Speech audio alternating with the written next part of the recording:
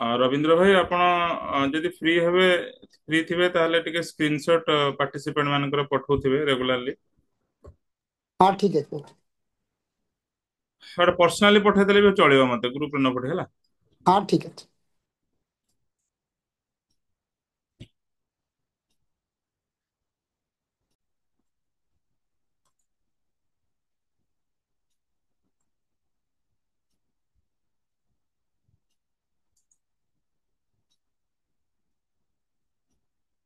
Screen देखा जाउची तो समस्त हाँ क्लियर से।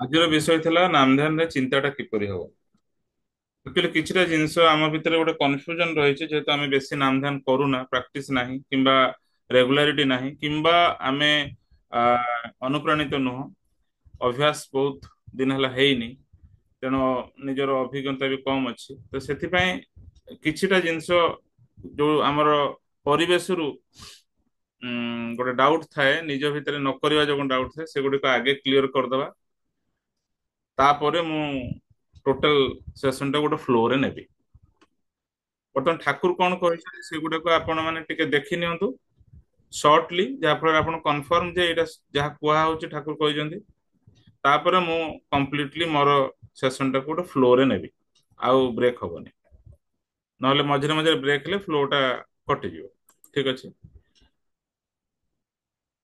ଗୋଟେ ସେକେंड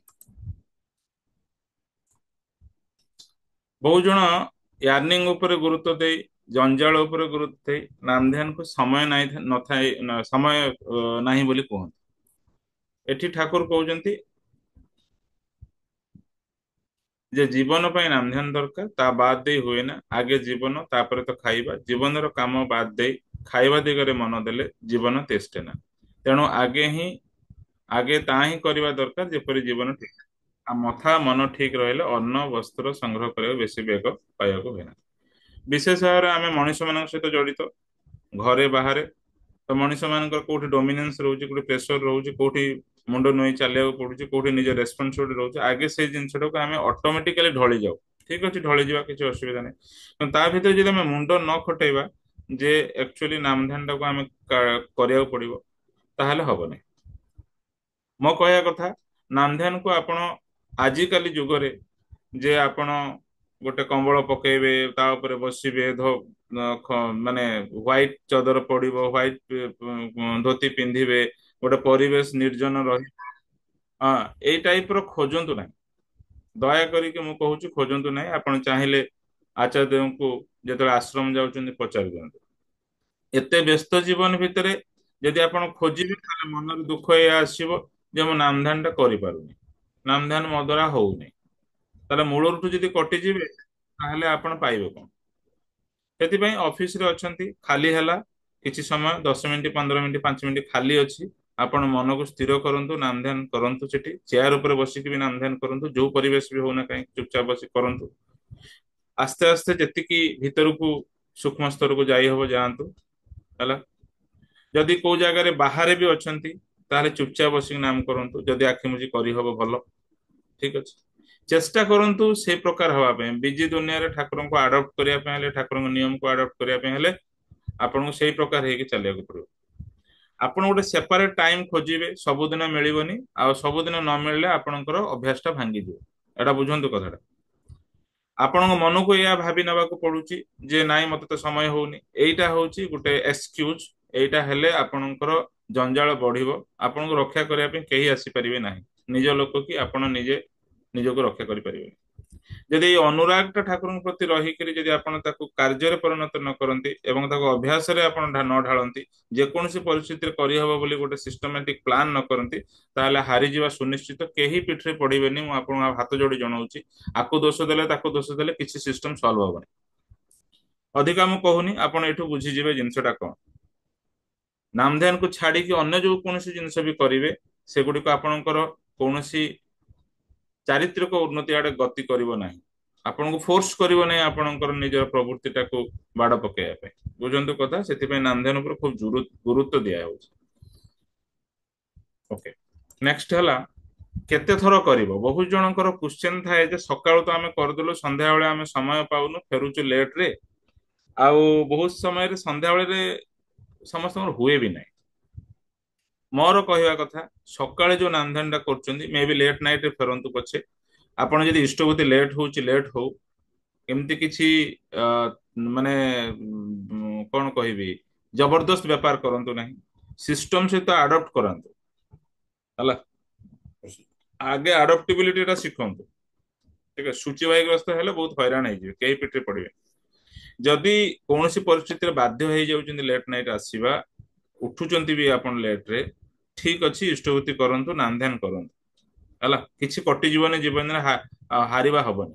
ଆପଣ ଜିତିବା ନିଶ୍ଚିତ ଜିତିବେ, କିନ୍ତୁ ପ୍ରୋସେସ ଟାକୁ ଫଲୋ କରନ୍ତୁ। ସବୁବେଳେ ସେଇ ଷ୍ଟାଇଲ ଟାକୁ ସବୁବେଳେ ଫଲୋ କରିବେ ନାହିଁ।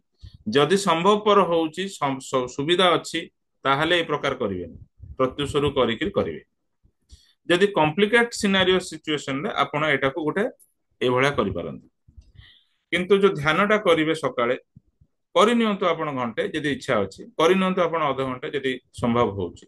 କିନ୍ତୁ ମନେ ରଖନ୍ତୁ ସନ୍ଧ୍ୟାବେଳେ ନାମ ଧ୍ୟାନ କରିବାକୁ ହିଁ ପଡିବ। ଯଦି ଆପଣ କରିପାରୁନାହାନ୍ତି, ଯେତେବେଳେ ଫେରୁଛନ୍ତି ଫେରନ୍ତୁ। ଘରେ କୌଣସି ଇନଭଲଭମେଣ୍ଟ ଆଗେ ହୁଅନ୍ତୁ ନାହିଁ। ଘରକୁ ପଶିଲା ପରେ ଆପଣ ଡ୍ରେସ୍ ଓହ୍ଲେଇଲା ପରେ, ନୂଆ ଡ୍ରେସ୍ ପିନ୍ଧିଲା ପରେ ତୁରନ୍ତ ସାଙ୍ଗେ ସାଙ୍ଗେ ଠାକୁରଙ୍କ ପାଖରେ ବସନ୍ତୁ। ଏ 5 ମିନିଟ୍ ହେଇପାରେ, 2 ମିନିଟ୍ ହେଇପାରେ, 3 ମିନିଟ୍ ହେଇପାରେ, 10 ମିନିଟ୍ ହେଇପାରେ। ଯଦି ଏଇ ପ୍ରାକ୍ଟିସ ରହେ, ତାହେଲେ ଯୋଉ ଦିନ ସମୟ ଥିବ ସେଟା ଅଧିକା ହବ, ଯୋଉ ଦିନ ସମୟ ନଥିବ ସେଟା କମ ହବ। କିନ୍ତୁ କୋଉ ଦିନ ଖାପଛଡା ହବ ନାହିଁ। ଏଇ ଯୋଉ ଖାପଛଡା ହବ ନାହିଁ, ସେଇଟା ଆଜି ନହେଲେ କାଲି ଆପଣଙ୍କୁ ବହୁତ ନିୟନ୍ତ୍ରିତ କରିବ ଏବଂ ଆପଣଙ୍କ ପ୍ରୋସେସ ଟା ଠିକ ମାର୍ଗରେ ଆସିବ। ବୁଝନ୍ତୁ କଥା, ମୁଁ ଏଇଟା ବହୁତ ବଡ ଜିନିଷଟା କହିଲି। ଏଇ ଜିନିଷଟାକୁ ଆପଣ କେବେ କାହାକୁ ନିଜକୁ ଏକ୍ସକ୍ୟୁଜ ଦେବେନି ଯେ ମୋର ସମ୍ଭବପର ହଉନି ସନ୍ଧ୍ୟାବେଳେ। ଥରେ ନାଇଁ କହିଲା ମାନେ କେବେ ହବନି ହେଲା। ଆଗେ ଆସିକିରି 2 ମିନିଟ୍ ଠାକୁରଙ୍କ ସମୟ ଦେଇ ଦେଇ ସାରିଲା ପରେ, ତାପରେ ଘର ଲୋକଙ୍କ ସହିତ କଥା ହୁଅନ୍ତୁ କି ଫୋନ କରନ୍ତୁ, ଯାହା କିଛି କାମ ଥିବ କରନ୍ତୁ ହେଲା। ଚେଷ୍ଟା କରନ୍ତୁ ମାନେ ନିଜର ଯୋଉ ଜାଗାରେ ଆପଣଙ୍କର ବହୁତ ଜରୁରୀ ଅଛି କାମ ଗୁଡିକ, ସେ କାମ ଗୁଡିକୁ କେତେ ଦୂର ପର୍ଯ୍ୟନ୍ତ ଠେଲି ହୁଏ, 2 ମିନିଟ୍ 3 ମିନିଟ୍ ଠେଲି ହୁଏ, ଆଉ ନାମଧ୍ୟାନ ଟା କରିକି କରାନ୍ତୁ। ଉଦ୍ଦେଶ୍ୟଟା ସେ। ଆଚ୍ଛା। ଏଠି ଠାକୁର କହୁଛନ୍ତି ଚଲାବୁଲାରେ ଜପ। ଆମ ମାନଙ୍କର ଏପରି ସୁବିଧା କରିଦିଏ, ତା ଆଉ କହି ହୁଏ ନା। ତୁମେ ଯେ ହାରମୋନିୟମ ବଜାଅ, ଗୀତ ଗାଅ, ଆଖି ବୁଜି ରୁହ, କେତୋଟି ଇନ୍ଦ୍ରିୟ କାମ କରେ। ତୁମେ ଯେ ହାତ ଦେଇ ବଜାଅ, ତା କଣ ଟେର ପାଅ? ଅଭ୍ୟାସ, ତା ମାନେ ନାମଧ୍ୟାନଟାରେ ଗୋଟେ ଅଭ୍ୟାସ ଲଙ୍ଗ ଟର୍ମ ରହିଲେ ସେଟା ଏ ପ୍ରକାର ହବ ଯେ ଆପଣ ଦେଖିବେ କୌଣସି କାମ ହାତ ମାରିବା ପୂର୍ବରୁ, କୌଣସି କାମ ଆଗେଇବା ପୂର୍ବରୁ, କିଛି କରିବା ପୂର୍ବରୁ ଆପଣ ଫିଲ୍ କରିବେ ଯେ ବିଗିନିଂ ଟା ନାମଧ୍ୟାନର ହେଇଯିବା ଦରକାର। ନହେଲେ ସେଟା ଗୋଟେ ସାଟିସ୍ଫାକ୍ସନ ଲେଭେଲକୁ ଆସେ ନା, କି ସେଟା ଗୋଟେ ପରଫେକ୍ଟଲି ଷ୍ଟ୍ରିମଲାଇନ ହୁଏ ନା, କି ସେଟାକୁ ସେଇ ଟାଇପର ଯେମିତି ଆପଣ ମାଇଣ୍ଡ ମେଣ୍ଟାଲି ପ୍ଲାନିଂ କରୁଛନ୍ତି ସେଇ ଟାଇପର ଡିଜାଇନ ଟା ପଡେ ନା। ତ ଏଇଟା ଅଭ୍ୟାସର ଫଳ। ଗୋଟେ ଦିନ ଦି ଦିନ ଏମିତି କରିଦେଲେ ହୁଏ ନା। ଆଉ ଯୋଉମାନେ ଆକ୍ଚୁଆଲି ନାମଧ୍ୟାନ ଟାକୁ ଗୋଟେ ସିରିୟସଲି ନେଇନାହାନ୍ତି, ସେମାନେ କରନ୍ତି ଯଦିଓ, କିନ୍ତୁ ଖାପଛଡା କରନ୍ତି, ତାଙ୍କ ଦ୍ଵାରା କିଛି ହବନି। ଏଟା ଗୋ ବିଟୁଇନ ଶିକାର ହେବେ, ଆଉ କିଛି ହବନି।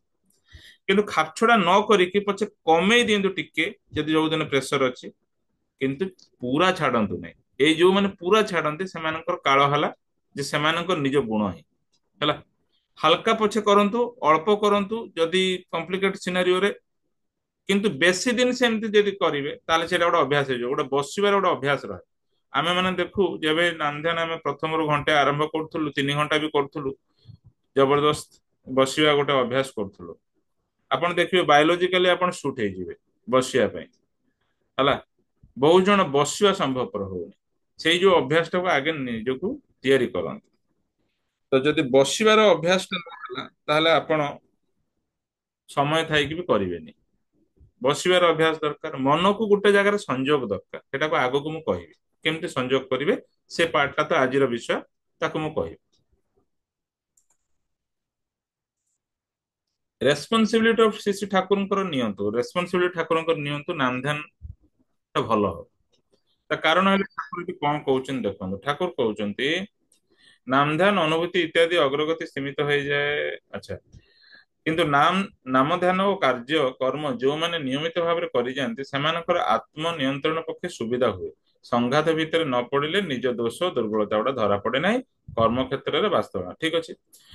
ତ କଥା ହେଲା, ମାନି ନିଅନ୍ତୁ ଆପଣ ଗୋଟେ ଆନନ୍ଦ ବଜାର ଦାୟିତ୍ୱ ନେଇଛନ୍ତି। କୋଉଠି ମନ୍ଦିରରେ ମାନି ନିଅନ୍ତୁ ଫୁଲ ତୋଳିବାର ଦାୟିତ୍ୱ ନେଇଛନ୍ତି, ମାନି ନିଅନ୍ତୁ ଫୁଲ ହାର କରିବାର ଦାୟିତ୍ୱ ନେଇ, ମାନି ନିଅନ୍ତୁ ସଜେଇବାର ଦାୟିତ୍ୱ ନେଇଛି, ମାନି ନିଅନ୍ତୁ କେତେ ଜଣ ଗୁରୁ ଭାଇଙ୍କୁ ପୋଷଣ ଦେବାର ଦାୟିତ୍ୱ ନେଇଛି, ହ୍ୱାଟ ଏଭର ଯୋଉ ଦାୟିତ୍ୱ ନଉଛନ୍ତି ନିଅନ୍ତୁ, ସେଥିରେ ଟସଲ ତ ହବ ହିଁ। ମଣିଷ ମଣିଷ ମାନଙ୍କର ଟସଲ ତ ହବ ହିଁ। ରେସ୍ପନ୍ସିବିଲିଟି ହାରିବା ବି ହବ ହିଁ। ରେସ୍ପନ୍ସିବିଲିଟି ଦୋଷ ଦବା ବି ହବ ହିଁ। ଜିତିବା ବି ହବ ହିଁ। କଥାଟା ବୁଝନ୍ତୁ, ଇଏ ଜିନିଷ ରହିବ। ଯେତେବେଳେ ଜିତୁଛନ୍ତି ଯଦି ଅହଙ୍କାର ହେଇଯାଉଛନ୍ତି କି, ଗର୍ବୀ ମନୋଭାବ ଆସୁଛି କି, ଦେଖାଣିଆ ମନୋଭାବ ଆସୁଛି କି, ଯେତେବେଳେ ହାରି ଯାଉଛନ୍ତି ସେତେବେଳେ ଦୋଷ ଦବା ଆସୁଛି କି, ଯେତେବେଳେ ହାରି ଯାଉଛନ୍ତି ସେତେବେଳେ ଅନ୍ୟମାନଙ୍କୁ ଏଭଳିଆ କଟାକ୍ଷ କରି କହୁଛନ୍ତି ସେମାନେ ଆପଣଙ୍କୁ ଛାଡି ପଳାଉଛନ୍ତି କି। ତ ଇଏ ଜିନିଷ ବିବ୍ରତ କରିବ, ଯୋଉଟା ଆପଣଙ୍କର ଇଣ୍ଟରନାଲି ଅନମ୍ୟାନେଜଡ ହେଇଛି, ଇଣ୍ଟରନାଲି ଅନଆଡଜଷ୍ଟେଡ ହେଇଛି, ସେଟା ତ ବାହାରେ ଶୋଭା ପାଇବ। କିନ୍ତୁ ଯଦି ଶୋଭା ନ ପାଇବ ବୋଲି ଆପଣ ଦୂରେଇ ରହିବେ କିମ୍ବା ଆଲୁଫ ରହିବେ ଯେ ଏତେ ଜଞ୍ଜାଳ ଭିତରେ ପଡିକି ଧନ୍ଦା କରିବାର ନାହିଁ, କିନ୍ତୁ ତାହେଲେ ପ୍ରୋବ୍ଲେମ କଣ ହବ ଯେ ଆପଣ ନିଜର ଯୋଉ ଅସୁବିଧା ହଉଛି ପ୍ରବୃତ୍ତିର ଯୋଉ ଖେଳରେ ଆପଣ ପାଲାରେ ପଡି ଯାଉଛନ୍ତି ସେଇଟା ମାର୍ଜିତ ହବ ନାହିଁ। ଏଟା ନାମଧ୍ୟାନ କରୁଛନ୍ତି ଖାଲି ଫାଙ୍କା ଯାଉଛି ଭାବନାଟା।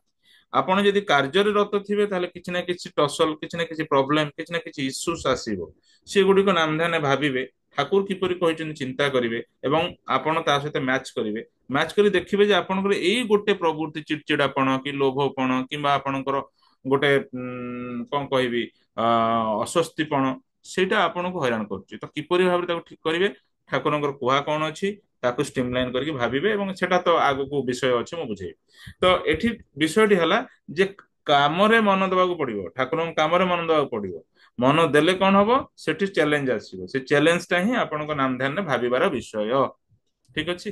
ଯଦି ସେଇଟା ନ ହୁଏ, ଯୋଉମାନେ ଖାଲି ନିର୍ଜନ ନାମ ଧ୍ୟାନ କରନ୍ତି, ଗୋଟେ କୋଠରୀରେ ନାମ ଧ୍ୟାନ କରନ୍ତି, ରେସ୍ପନ୍ସିବିଲିଟି ନିଅନ୍ତି ନାହିଁ, ଡରନ୍ତି ରେସ୍ପନ୍ସିବିଲିଟି ନବା ପାଇଁ କିମ୍ବା ନେଲେ ହୁଏତ ସଂଘାତ ଆସିବ ବୋଲିକିରି ସେମାନେ ନିଜକୁ ଅପ୍ରସ୍ତୁତ ହୁଅନ୍ତି, ତ ସେଥିପାଇଁ ତାହେଲେ ନାମଧ୍ୟାନଟା ଆକ୍ଚୁଆଲି ମାର୍ଜିତ ହୁଏ ନା, କୌଣସି ପ୍ରୋବ୍ଲେମକୁ ସଲ୍ୟୁସନ ଦେଇପାରିବନି ନାମଧ୍ୟାନ।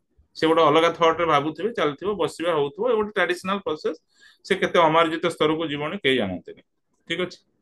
କାରଣ ଆମେ ମାନେ ଯୋଉ ଜୀବନଟାକୁ ବିତଉଛୁ ତା ଭିତରେ ବହୁତ ଚ୍ୟାଲେଞ୍ଜ ନିଜ ଘରୁ ବି ଅଛି।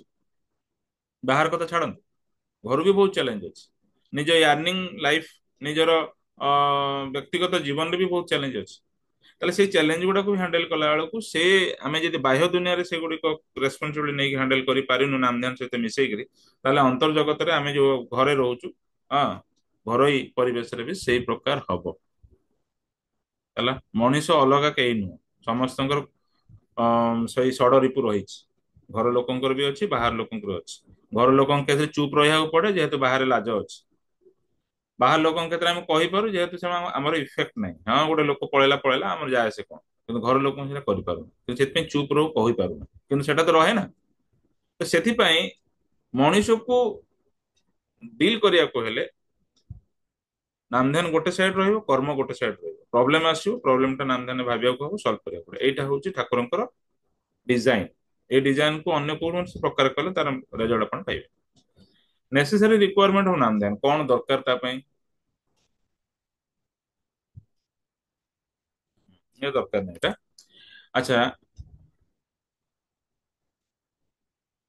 ହଁ, ବହୁତ ସମୟରେ ଆମେ ଯେତେବେଳେ ଦେଖୁ ଯେ ଗୋଟେ ଇସ୍ୟୁଟା ହେଲା, ଗୋଟେ ପ୍ରୋବ୍ଲେମ ହେଲା, କାହା ସହିତ ଗୋଟେ ଟସଲ ହେଇଗଲା କି ଗୋଟେ ପିଞ୍ଚିଂ କରିଦେଲା, ଆଉ ଇଗୋକୁ ଖରାପ ଲାଗିଲା, ସେଟା ହୁଏତ ବିବ୍ରତ କଲା, ତ ଆପଣ ନାମଧ୍ୟାନ ଭାବିଲେ ତାର ବହୁତ ବାଟ ଅଛି ତାକୁ କରିବା ପାଇଁ। ଠିକ ଅଛି, ମୁଁ ତ କହିବି। ମାନେ ଫ୍ୟାକ୍ଟ ହେଲା ଏଠି କଣ କୁହାହଉଛି ଯେ ଆପଣ ଯଦି ରେଗୁଲାରଲି ସେ ଇସ୍ୟୁସ୍ ଗୁଡାକୁ, ପ୍ରୋବ୍ଲେମ ଗୁଡାକୁ, ଡେଭଲପମେଣ୍ଟ ଇସ୍ୟୁସ୍ କିମ୍ବା ମାନେ କାମ କାର୍ଯ୍ୟରେ ସଫଳ ହବାର ଟେକ୍ନିକ୍ସ, ବିଭିନ୍ନ ଜିନିଷ ଗୁଡାକୁ ନେଇକରି ଆପଣ ଯଦି ସେଗୁଡାକ ସମାଧାନ ପାଇଁ ଭାବନ୍ତି ନାମଧ୍ୟାନରେ, ତାହେଲେ କଣ ହୁଏ, ଏଇ ଗୋଟେ ଅଭ୍ୟାସଟା ଏମିତି ହେଇଯାଏ, ବସୁ ବସୁ ହିଁ ପ୍ରୋବ୍ଲେମ ମନକୁ ଆସେ ଏବଂ ସମାଧାନ ମନକୁ ଆସେ ଏବଂ ସମାଧାନ ଦିଗରେ ଆପଣ ଏଣ୍ଡ କରିକି ନାମଧ୍ୟାନରୁ ଉଠନ୍ତି। ଏ ପ୍ରକାର ଅଭ୍ୟାସ ହେଲା ଫଳରେ, ହେଲା, ଦିନ ପରେ ଦିନ ଦେଖିବେ ଯେତେବେଳେ ଅଭ୍ୟାସଟା ପରିପକ୍ୱ ହେଇଯାଉଛି, ସେ ଆପଣଙ୍କୁ ଏମିତି ଠେଲିବ, ଆପଣ ଅନ୍ୟ କୌଣସି କାମକୁ ପ୍ରିଫର ଦେବା ପୂର୍ବରୁ ଆପଣ ଆଗେ ନାମଧ୍ୟାନ ପାଇଁ ସମୟ କାଢିବାକୁ ବାଧ୍ୟ ହେଇଯିବେ। ଏଇଟା ଏଇ ଜାଗାରେ କୁହାଯାଇଛି। ହେଲା, ଏଇଟା ଗୋଟେ ବଢିଆ କଥା ଠାକୁର କହିଛନ୍ତି। ଦେଖନ୍ତୁ, ଶେଷରେ ଲାଷ୍ଟକୁ ଦେଖନ୍ତୁ, ସମୁଦ୍ରର ତରଙ୍ଗ ଯେତେ ଉତ୍ତାଳ ହିଁ ହେଉ, ତା କେବେ ବି ସମୁଦ୍ର ଠାରୁ ବିଚ୍ଛିନ୍ନ ହୁଏ ନାହିଁ। ସେହିପରି ନାମ ନିରତି ଥିଲେ ପରମ ପିତାଙ୍କ ସଙ୍ଗେ ଯୋଗସୂତ୍ର କଟିଯାଏ। ଆପଣ ଭାବୁଥିବେ ଯେ ହଁ ଧ୍ୟାନ ତ ହଉନି, ବାଟରେ ଯିବା ଆସିବା ଚଲା ବାଟରେ ନାମ ଜପ ତ କରିଦଉଛି। ସେଲ୍ଫ ସାଟିସ୍ଫାକ୍ସନ ନିଅନ୍ତୁନି ସେଇ ଟାଇପର। ଧ୍ୟାନର ଫଳ ଅଲଗା, ଜପର ଫଳ ଅଲଗା। ମୁଁ ଆପଣ କ୍ରିଷ୍ଟାଲ କ୍ଲିୟର ବୁଝେଇ ଦଉଛି, ଯୋଉଟା କି ବହିରେ ନାହିଁ, ଯୋଉଟା ମୁଁ 4-5 ବର୍ଷରୁ ଉର୍ଦ୍ଧ୍ୱ କରିବା ଭିତରେ ଦେଇକି ମୁଁ ପାଇଛି। ମାନି ନିଅନ୍ତୁ ମୁଁ ଅଫିସ ବାହାରିଲି ଗାଡି ନେଇକି, ଠିକ ଅଛି, ଜପ ଦରକାର, ଗାଡି କୋଉଠି ଟର୍ଣ୍ଣିଂ ହଉଛି, ଜପ ଯଦି ଠିକ ଥିବ ତାହେଲେ ମୁଁ ଆଲର୍ଟ ଥିବି। କିମ୍ବା ଅଫିସରେ ପହଞ୍ଚିଲି, ମୋର ଗୋଟେ ରେସ୍ପନ୍ସିବିଲିଟି ଅଛି, ହୁଏତ କିଛି ଗୋଟେ ଏଲିଗେସନ ମୋ ଉପରକୁ ଆସିଛି, ମତେ ସେ କାମଟା କରିକି ଦେଖେଇବାକୁ ପଡିବ, ମୁଁ କିନ୍ତୁ ଚିଡଚିଡ ଭାବ ରଖୁଛି, ଏଟା ମୋର ଦୋଷ ନୁହଁ ଆଉ କାହାର ଦୋଷ। ଏବଂ ପ୍ରଥମେ ଯାଇକି ଯେହେତୁ ମୋ ଅଫିସର ଗୋଟେ ଅଛି, ତାହେଲେ ଯାଇକି ଜଣକୁ ଚିଡିଗଲି, ରାଗିଗଲି, କାମ କାହିଁକି କରିନୁ ଏଇଭଳିଆ କିଛି କହିଲି, ତା ମନଟାକୁ ଇଏ କଲି, ସେ ଆହୁରି 5 ଜଣଙ୍କ ସହିତ ମିଶିକି ଆହୁରି ମୋ ବିରୋଧରେ କିଛି ଲାଗିଲା ଏବଂ ମୁଁ ଆହୁରି ଅସୁବିଧାରେ ପଡିଲି। ବୁଝନ୍ତୁ କଥାଟା। ଜପ ଚାଲୁଥିଲେ କଣ ହବ ନା, ସେଇଟା ଆଲର୍ଟ କରିଦବ, ନାଇଁ ନାଇଁ ନାଇଁ ନାଇଁ, that is not a good we, ଏଇ ଟାଇପର ଗାଳି ଦେବା କହିବା କଥା ନୁହଁ। ନିଜ ଭୁଲଟା ବି ନିଜେ ସ୍ୱୀକାର କରିବା କଥା। ଅନ୍ୟମାନଙ୍କୁ ଟିକେ ପ୍ରେରଣା ଦେଇ ତାଙ୍କ କାମ ଯେତିକି ଭଲ କରୁଛନ୍ତି ସେତିକି କଥା କହି କିଛି ଯଦି ପରିବର୍ତ୍ତନ କରାହୁଏ, ସେଇ ଟାଇପର କରିବା କଥା, ଯେମିତି ଠାକୁର କହୁଛନ୍ତି। ତ ଜପଟା ହେଲେ କଣ ହବ, ଆପଣଙ୍କୁ ରୋକିବ। ଜପଟା ହେଲେ କଣ ହବ, ସେଇ କାମଟାକୁ ଯେତେବେଳେ କରୁଛନ୍ତି ଆଲର୍ଟ କରିଦବ, ରୋକିପାରେ କିମ୍ବା ଆଲର୍ଟ ବି କରିପାରେ, କିମ୍ବା ବାରମ୍ବାର ବାରମ୍ବାର ରିଙ୍ଗିଂ ବି କରିପାରେ ଜପ ଥିଲେ। କିନ୍ତୁ ଧ୍ୟାନଟା କଣ କରୁଛି ଦେଖନ୍ତୁ, ସେଇ ଯୋଉ ଇସ୍ୟୁଟା ହେଲା, ସେଇ ଇସ୍ୟୁଟାକୁ ଆପଣ ଆସିଲେ ଘରକୁ ସନ୍ଧ୍ୟାବେଳେ ଧ୍ୟାନ କଲେ, ଭାବିଲେ ଯେ ମୁଁ ଯୋଉ ପ୍ରକାର ଭାଇମାନଙ୍କୁ କହିଲି, ଯୋଉ ସବଅର୍ଡିନେଟ ଷ୍ଟାଫ ମାନଙ୍କୁ କହିଲି, ସେ ଟାଇପର କହିବା ଉଚିତ ନଥିଲା। ଭୁଲ ତ ମୋର ହିଁ, ଚାପିଦେଲି ମୁଁ ତାଙ୍କ, ମୋ ଦୋଷଟା ତାଙ୍କ ଉପରେ। ଏହା ଫଳରେ ରିପରକୁସନ କଣ ହବ, ଆହୁରି କମ୍ପ୍ଲିକେଟ ହବ। ତ ତାହେଲେ ମୋ ଦୋଷଟାକୁ ମୁଁ ନିଜେ ମାନି ନେବା ଦରକାର ଏବଂ ମୁଁ ଯେପରି କାମ କରିବା ଦରକାର ସେଇ ଟାଇପର ନ କରି ଏଇ ଟାଇପର କଲେ ହବନି। ତେଣୁ ମତେ ନିଜକୁ ଫେରିବାକୁ ପଡିବ, ଯୋଉ ଟାଇପର ମୁଁ କାମ କରିବା ଉଚିତ ସେମିତି ହିଁ କରିବା ଅଛି। ତାହେଲେ କାହିଁକି ମୁଁ ଠକିଲି, କାହିଁକି ମୁଁ ଏଇଭଳିଆ କଲି, ତାକୁ ଭିତରକୁ ଆସନ୍ତୁ। ନିଜ ଦୋଷକୁ ଯେତେବେଳେ ଆପଣ ଥରେ ଦେଖିଦେଲେ, ଆକୁ ପରିମାର୍ଜିତ କରିବା ପାଇଁ ଠାଣି ନେଲେ, ତାପରେ ପଛକୁ ଫେରିବେ, ଆପଣ ନିଜ ଦୋଷ ଉପରେ ହିଁ ଭାବି ଭାବି ଯିବେ ଯେ ମୁଁ କିପରି ଠିକ ହେବି। ଠିକ ଅଛି। ତ ନେକ୍ସଟ ଅନୱାର୍ଡ ସେଇ ଟାଇପର ସିନାରିଓ ବାରମ୍ବାର ଆପଣଙ୍କର ଡ୍ୟୁଟି ଲାଇଫରେ ଆସିବ। ଯେତେବେଳେ ଆସିବ, ଆପଣ ଯଦି ଥରେ ସେଇ ଟାଇପର ସିନାରିଓରେ ନିଜକୁ କଣ୍ଟ୍ରୋଲ କରି ନେଇଛନ୍ତି, ଜିତି ଯାଇଛନ୍ତି, ଗୋଟେ ପ୍ରକ୍ରିୟା ବାହାର କରିଦେଇଛନ୍ତି, ତାହେଲେ ନେକ୍ସଟ ଟାଇମ ବି ଆପଣ ଜିତିଯିବେ। ଯେମିତି ଗୋଟେ ଏକ୍ସାମ୍ପଲରେ ମୁଁ ଗୋଟେ କହିଲି ଯେ ଯଦି ମୁଁ ମୋ ରେସ୍ପନ୍ସିବିଲିଟିଟାକୁ ଠିକ ସେ ନ ନିଭାଏ, ତାହେଲେ ଅନ୍ୟମାନଙ୍କ ରେସ୍ପନ୍ସିବିଲିଟି ବି ବେତଳିଆ ହବ। ଆଚ୍ଛା, ଯୋଉ ଯେତେବେଳେ ଆମେ ଚିଡୁଛୁ, ଚିଡିବାର ପ୍ରୋସେସଟା ବି ଅଲଗା ରହିବା ଦରକାର, କହିବାର ପ୍ରୋସେସଟା ବି ଅଲଗା ରହିବା ଦରକାର। ଠିକ ଅଛି। ଆମେ ଯେତେବେଳେ ଡିଜାଇନ କରୁଛୁ କୌଣସି କାମଟାକୁ, କମ୍ପ୍ଲିଟ ଟାଇମ ଦେଇକି ପରଫେକ୍ଟଲି ଡିଜାଇନ କରିବା ଦରକାର, ଯେମିତି ଏରରଲେସ୍ ରହିବ। ତଥାପି ବି ଏରର ରହିପାରେ, କିନ୍ତୁ ଶିଖିବାର ଅଛି, ପଜିଟିଭ ରହିବାର ଅଛି, ଏବଂ ଜିନିଷଟାକୁ ହ୍ୟାଣ୍ଡେଲ କେମିତି କରିବା, ତାକୁ ଭଲରେ ପ୍ଲାନିଂ କରିବାର ଅଛି। ଯଦି ସେଟା ଭୁଲ ଥାଏ ତାହେଲେ ଏକ୍ଜିକ୍ୟୁସନ ଭୁଲ ହବ, ରେଜଲ୍ଟ ଭୁଲ ଆସିବ। ଯଦି ଆମେ ସେଟାକୁ ଥରେ କରିନଉ, ତାହେଲେ ନେକ୍ସଟ ଟାଇମ ଯେତେବେଳେ ହୁଏ, ସେତେବେଳେ ମୋର ପୂର୍ବରୁ ଭୁଲ ଯାହା ହେଇଥିଲା ତାକୁ କିପରି ସମାଧାନ କରିଥିଲି ତାକୁ ନେଇ ନେକ୍ସଟ ଭୁଲଟା କଣ୍ଟ୍ରୋଲ ହେଇଯିବ। ତାହେଲେ କଣ ହବ, ଯୋଉ ପ୍ରବୃତ୍ତି ମତେ ଅସୁବିଧାରେ ପକଉଥିଲା, ସେଇ ପ୍ରବୃତ୍ତିକୁ ମୁଁ ଧ୍ୟାନରେ ଚିହ୍ନିଲି, ତାକୁ କଣ୍ଟ୍ରୋଲ କରିବାର ବାଟ ବାହାର କଲି, ଯେମିତି ଠାକୁର କହିଛନ୍ତି ସେଟାକୁ ମୁଁ କଲି। ଏଇଭଳିଆ ହୁଏତ 7-8 ଥର ହେଲା ପରେ କେତେବେଳେ କଣ୍ଟ୍ରୋଲ ବି ହେଲା। ଏଇ ଜପ ମତେ ସାହାଯ୍ୟ କଲା କିପରି କଣ୍ଟ୍ରୋଲ କରିବାର ମୁଁ ଡିଜାଇନଟା ବନେଇଥିଲି, ସେ ଜପଟା କଲା ବେଳକୁ ସେ ସାହାଯ୍ୟ କଲା। ତେଣୁ ନାମ ଧ୍ୟାନ ଆଉ ଜପ ଏଟା ବହୁତ ଜରୁରୀ। ଜପ ଆପଣ ଖାଲି କରିକିରି ଆଗକୁ ବଢି ପାରିବେ ନାହିଁ। କେବଳ ନାମ ଧ୍ୟାନଟା ହେଇଗଲେ ଜପଟା ଅଟୋମେଟିକ ଫୋର୍ସଫୁଲି ହେଇଯିବ, କରିବାକୁ ହୁଏ ନା, ଠେଲି ଠେଲି କରିଦବ। ଆପଣ ଲକ୍ଷ୍ୟ କରନ୍ତୁ, ନାମ ଧ୍ୟାନ ଉଠିବେ, ଦେଖନ୍ତୁ ଅଟୋମେଟିକ ସେ ଜପ ଚାଲୁଥିବ। ସନ୍ଧ୍ୟାବେଳେ ଆପଣ ପୁଣି ନାମ ଧ୍ୟାନ କରନ୍ତୁ, ଜପ କଟି ଯାଇଥିବ, ପୁଣି ଷ୍ଟାର୍ଟ ହେଇଯିବ। ସେଟାକୁ ଜବରଦସ୍ତି କରି କରାଯାଇପାରେ ନା। ଠିକ ଅଛି, ବୁଝିଗଲା। ହଡଲ ମଷ୍ଟ ବି ନିଡେଡ ଫର ବେଷ୍ଟ ମେଡିଟେସନ। ଜଣେ କହୁଛି ନାଇଁ ମୁଁ ସଂଘାତ ଭିତରେ ପଡିବାକୁ ହିଁ ଚାହୁଁନି, ତାହେଲେ ତା ନାମ ଧ୍ୟାନଟା କେବେ ହବ ହିଁ ନା। ସେ ନିଜକୁ ଚିହ୍ନି ପାରିବନି। ବିଭିନ୍ନ ପରିସ୍ଥିତିରେ ବିଭିନ୍ନ ଅମ, ଅସୁବିଧା ପରିସ୍ଥିତିରେ ମଣିଷର ରିଆକ୍ସନଟା କିପରି ଆସେ, ସେଟା ସେ ପ୍ରେଜେଣ୍ଟ ସିନାରିଓରେ ହିଁ ମେଜର କରିହବ ଯେ ଆମେ କେମିତି ରିଆକ୍ଟ କରୁଛୁ।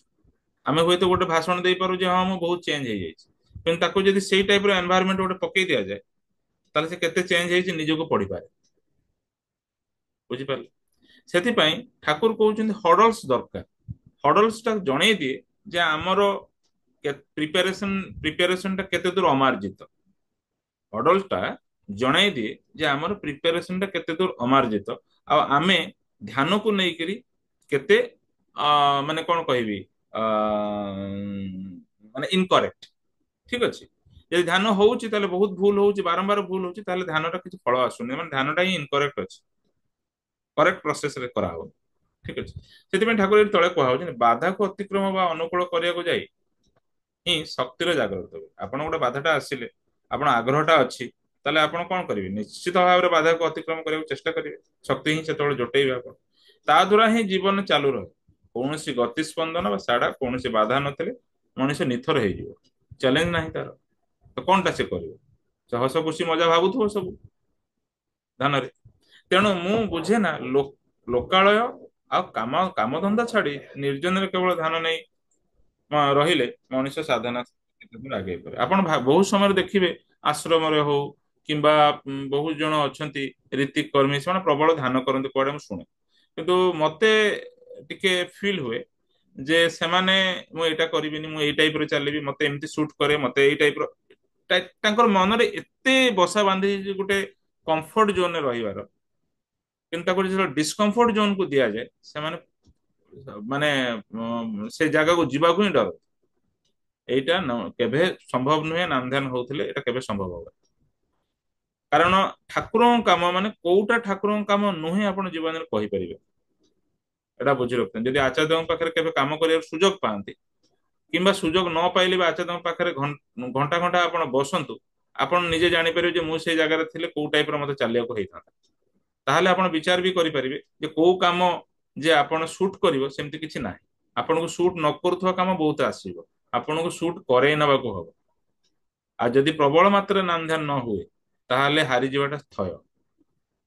ଠିକ ଅଛି। ତ ପ୍ରତିବନ୍ଧକ ଆମର ଦରକାର ହେଲା। ସେଥିପାଇଁ କାମ ଆଉ ନାମ ଦରକାର। ଏଇଟା ଯେତେବେଳେ ନାମ କରିବାକୁ ଭଲ ଲାଗେ ନା, ମୋର ପ୍ରବୃତ୍ତି ଆସିଯାଇଛି। ବହୁତ ସମୟରେ ଆମ ଦେହ ଖରାପ ହେଇଛି, ଆଜି ଭଲ ଲାଗୁନି, ଜବରଦସ୍ତ କରନ୍ତୁ ଆଜ୍ଞା, ଚୁପଚାପ ଜବରଦସ୍ତ କରନ୍ତୁ। କିଛି ନ ହଉ, ଭୁଲ ଚିନ୍ତା ଆସୁ, ଯଦି ଆପଣ ନିଜ ଉପରେ ଜୋର ନ କରିବେ ସେ ପୁଣି ହାଲକା ହେବାକୁ ଚେଷ୍ଟା କରିବେ। ଆଜି ଧର ଯୋଉ ଟାଇମ ନାହିଁ, ଜବରଦସ୍ତ କୋଉ ସମୟରେ ଆପଣ ଖାଲି ଅଛନ୍ତି ଚୁପଚାପ ବସନ୍ତୁ, ଆଖି ମୁଜିକି 2 ମିନିଟ ଭାବନ୍ତୁ, ନିଜକୁ ସାଟିସ୍ଫାଏ କରନ୍ତୁ, ନାଇଁ ମୁଁ ଜିତିଛି ଆଜି। ପ୍ରବୃତ୍ତି ମତେ କହୁଛି ଆଜି ନାମ ଧ୍ୟାନ ନ କରିବା ପାଇଁ, ମୁଁ କିନ୍ତୁ ଆଜି ତାକୁ କଣ୍ଟ୍ରୋଲ କରିଛି। କେବେ ବି ହଁ ରେ ହଁ ମିଶାନ୍ତୁ, ବିନା ନାମ ଧ୍ୟାନରେ କିଛି ହବ ହିଁ ନାହିଁ। ଠିକ ଅଛି। ଆଚ୍ଛା, ପ୍ରୋସେସ ଅଫ ନାମ ଧ୍ୟାନ ଆଜିର ଟପିକ ଯୋଉଟା, ପ୍ରୋସେସ ସହିତ ଚିନ୍ତା। ଓକେ। ଫାଷ୍ଟ ବହୁତ ଜଣ କହନ୍ତି ଯେ ଆମେ ତ ବସିଲୁ, ଆମେ ସେ ଅଫିସର ଅସୁବିଧା କି ଘରର ଅସୁବିଧା, ବିଭିନ୍ନ ପ୍ରୋବ୍ଲେମ, ବହୁତ ଜିନିଷ ଏଗୁଡିକ ପଳେଇ ଆସୁଛି, ସେଇଥିରେ ହିଁ ନାମ ଧ୍ୟାନ ସରିଯାଉଛି। ପ୍ରଥମ ପ୍ରଥମ ନାମ ଧ୍ୟାନ ଯଦି କୌଣସି ପ୍ରେରଣା ଯୋଗୁଁ କରୁଥାନ୍ତି ତାହେଲେ ତ ହବ ହିଁ ସେଇଭଳିଆ। କିନ୍ତୁ ଆପଣ ଟିକେ ଚେଷ୍ଟା କରିବେ ଟିକେ ଲମ୍ବା ସମୟ ବସିବା ପାଇଁ। ସେ ମୁଣ୍ଡରେ ଯେତେବେଳେ ଏଇ ଚିନ୍ତା ଗୁଡିକ ଆସିବ, ବହୁତ ସମୟ ଧରି ଆସିବ, ଆସି ଆସି ଆସି ଆସି ଆସି ଆସି ଥମିବ। ଥମିବ କେମିତି? ତାର ବ୍ରେକ୍, ଯେମିତି କି ଗୋଟେ ପାଣିର ଗୋଟେ ସୁଅଟା ଛୁଟୁଛି, ତାକୁ ଆପଣ ବନ୍ଦ କେମିତି କରିବେ? ଗୋଟେ ଡ୍ୟାମ ଟେ କଲେ ନା ବନ୍ଦ ହବ, ସେଇ ଟାଇପର। ତ ଆପଣ କଣଟା କରିବେ, ଚିନ୍ତାଟା କିପରି ଭାବରେ ପରିବର୍ତ୍ତନ କରିବେ ଯେ ସେଟା ବନ୍ଦ ହବ, ସେ ଥଟ୍ଟା ଲେଭେଲଟା ସେ ଏତେ ଦୂର ଘନୀଭୂତ ହେଇଯାଉଥିବ, ତାକୁ ବନ୍ଦ କେମିତି କରିବାକୁ ପଡିବ? ସେଇଟା ହଉଛି ଟ୍ରିକ୍, କେମିତି ବନ୍ଦ କରିବେ। ଆଚ୍ଛା ଶୁଣନ୍ତୁ, ଯଦି ଆପଣ ହାଲକା 15 ମିନିଟ ଆପଣ ଧ୍ୟାନ କରୁଛନ୍ତି ତାହେଲେ ତ ସେଗୁଡ଼ା ପସିବିଲିଟି ହବ, ସେ ମୁଣ୍ଡକୁ ଖାଇଯିବ, ତ ସେ 15 ମିନିଟ ସରିଯିବ। ଯଦି ଆପଣ 45 ମିନିଟ୍ସ କିମ୍ବା ଘଣ୍ଟେ କିମ୍ବା 1.5 ଘଣ୍ଟା କରୁଛନ୍ତି ଆଟ ଏ ଷ୍ଟ୍ରେଚ୍, କେତେବେଳେ ସମ୍ଭବ ହଉଛି, କେତେବେଳେ ସମ୍ଭବ ହବ କହୁଛି, ମନ ଦୁଃଖ କରନ୍ତୁନି ହେଇପାରୁନି ବୋଲି, କେତେବେଳେ ଯଦି ସମ୍ଭବ ହଉଛି ତାହେଲେ ଆପଣ ଚାପିବେ କେମିତି ମୁଁ ବୁଝେଇ ଦଉଛି। ପ୍ରଥମେ ତ ଆଖି ମୁଜୁ ମୁଜୁ ନିଶ୍ଚିତ ଭାବରେ 10 ମିନିଟ ଖାଇଯିବ, 15 ମିନିଟ ଖାଇଯିବ। ତାପରେ ଚାପିବେ ବହୁତ ବାଟ, ମୁଁ ଆଜି ଆପଣଙ୍କୁ ବତଉଛି ଯୋଉଟା କି ଆଜିର ବିଷୟର ଇମ୍ପୋର୍ଟାଣ୍ଟ ଜିନିଷ। ଦେଖନ୍ତୁ, ଠାକୁରଙ୍କର ଗୋଟେ ପ୍ରୋସେସ ରହୁଛି ଆଜ୍ଞା ଚକ୍ରରେ ଧ୍ୟାନ କରି। ବେଶ ବେଳେ ବେଳେ କଣ ହୁଏ, ଆମେ ଯେତେବେଳେ ଆଖି ମୁଜିକି ଚୁପଚାପ ଭାବୁଥାଉ ନା, ସେମାନେ ମାନେ ଚିନ୍ତାରେ ହିଁ ବହିଯାଆନ୍ତି, ରୋକି ହୁଏ। ସେଥିପାଇଁ ରୋକିବା ଲାଗି ଆଜ୍ଞା ଚକ୍ର କରାହେଇଛି। ଆଜ୍ଞା ଚକ୍ର ହେଲେ କଣ ହବ, ସେଠୁ ବାହାରିକି ଆମ ମନକୁ ଗୋଟେ ସାଙ୍ଗେ ସାଙ୍ଗେ ଗୋଟେ ବ୍ରେକ୍ ଦିଏ। ତ ସେଇ ପ୍ରୋସେସଟା ବହୁତ ଜରୁରୀ, ନହେଲେ ସେ ଗୋଟେ ଭାବନାରେ ଭାବନାରେ ଦୌଡ଼ିବା ଚାଲିଥିବ। ତ କେତେ ମିନିଟ ଆପଣ ବ୍ରେକ୍ ଦେବେ? ଏମିତି ନୁହେଁ ଯେ ଆପଣ ଥରେ 3 ମିନିଟ ଦେଖିଦେଲେ ତାପରେ ଆପଣ ଭାବି ଚାଲିଲେ, ନାଇଁ। ଯେତେବେଳେ ବି ଆପଣ ଭାବନାଟା ଆପଣଙ୍କର ଠିକ ଦିଗ ଦେଇକି ଯାଉନି, ସେତେବେଳେ ପୁଣି ଆପଣ ଖୋଲିକି ଆଜ୍ଞା ଚକ୍ରକୁ ଦେଖନ୍ତୁ, ବାରମ୍ବାର ଦେଖନ୍ତୁ, କିନ୍ତୁ ମନଟାକୁ କେବେ ଅନକଣ୍ଟ୍ରୋଲ ରଖନ୍ତୁନି। ଅଯଥା ଜିନିଷ ଗୁଡା ଭାବନ୍ତୁନି। ଆଗକୁ ସ୍ଲାଇଡ୍ ଗୁଡା ଅଛି, ଆପଣ ଦେଖିବେ। ତ ଆଜ୍ଞା ଚକ୍ର ଗୋଟେ ବ୍ରେକ୍ ପଏଣ୍ଟ। ସେକେଣ୍ଡ କଥା, କେତେ ସମୟ ଦେଖିବେ, ଏଟା ତ କୁହାହେଲା 2-4 ମିନିଟ୍, ଏଠି ଲେଖା ହେଇଛି ଦେଖନ୍ତୁ 2-4 ମିନିଟ୍ ଲେଖା ହେଇଛି। ଆଚ୍ଛା, ଆଉ ଗୋଟେ ପ୍ରୋସେସ ଅଛି ଯୋଉ ପ୍ରୋସେସ ଟା ଆପଣ କରିପାରନ୍ତି। ଏଟାରେ ମୁଁ ଇନିସିଆଲି ଯେତେବେଳେ ଧ୍ୟାନ କରୁଥିଲି 6-7 ବର୍ଷ ତଳେ, ସେତେବେଳେ ଏଟା ବହୁତ ମତେ ହେଲ୍ପ କରିଛି, ରିଏଲି ବହୁତ ହେଲ୍ପ କରିଛି। ତ ଆପଣ ଏଇ ପ୍ରୋସେସଟାକୁ ଆଡପ୍ଟ କରିପାରନ୍ତି, ଯୋଉଟା ମୁଁ ପ୍ରାକ୍ଟିକାଲି ଦେଖିଛି, ମୁଁ ଆପଣଙ୍କୁ ସେଇଟା କହୁଛି। ଯେ ଆପଣଙ୍କର ପାଖ ପଡୋଶୀ ଘର ବାହାର ବହୁତ ଲୋକଙ୍କ ସହିତ ମିଶୁଛନ୍ତି ନା, ତ ଯୋଉମାନେ ଦୁଶ୍ମନ ଅଛନ୍ତି, ଯୋଉମାନେ ଆପଣ ପସନ୍ଦ କରନ୍ତି, ସେମାନଙ୍କ କଥା ଆଗେ ଭାବନ୍ତୁ, ତାଙ୍କର ଭଲ ଗୁଣ ଗୁଡାକୁ ଚିନ୍ତା କରନ୍ତୁ, ତାଙ୍କର ମଙ୍ଗଳ ପାଇଁ ପ୍ରାର୍ଥନା କରନ୍ତୁ, ଗୋଟି ଗୋଟି କରି ଭାବନ୍ତୁ ଏବଂ ଚିନ୍ତା କରନ୍ତୁ।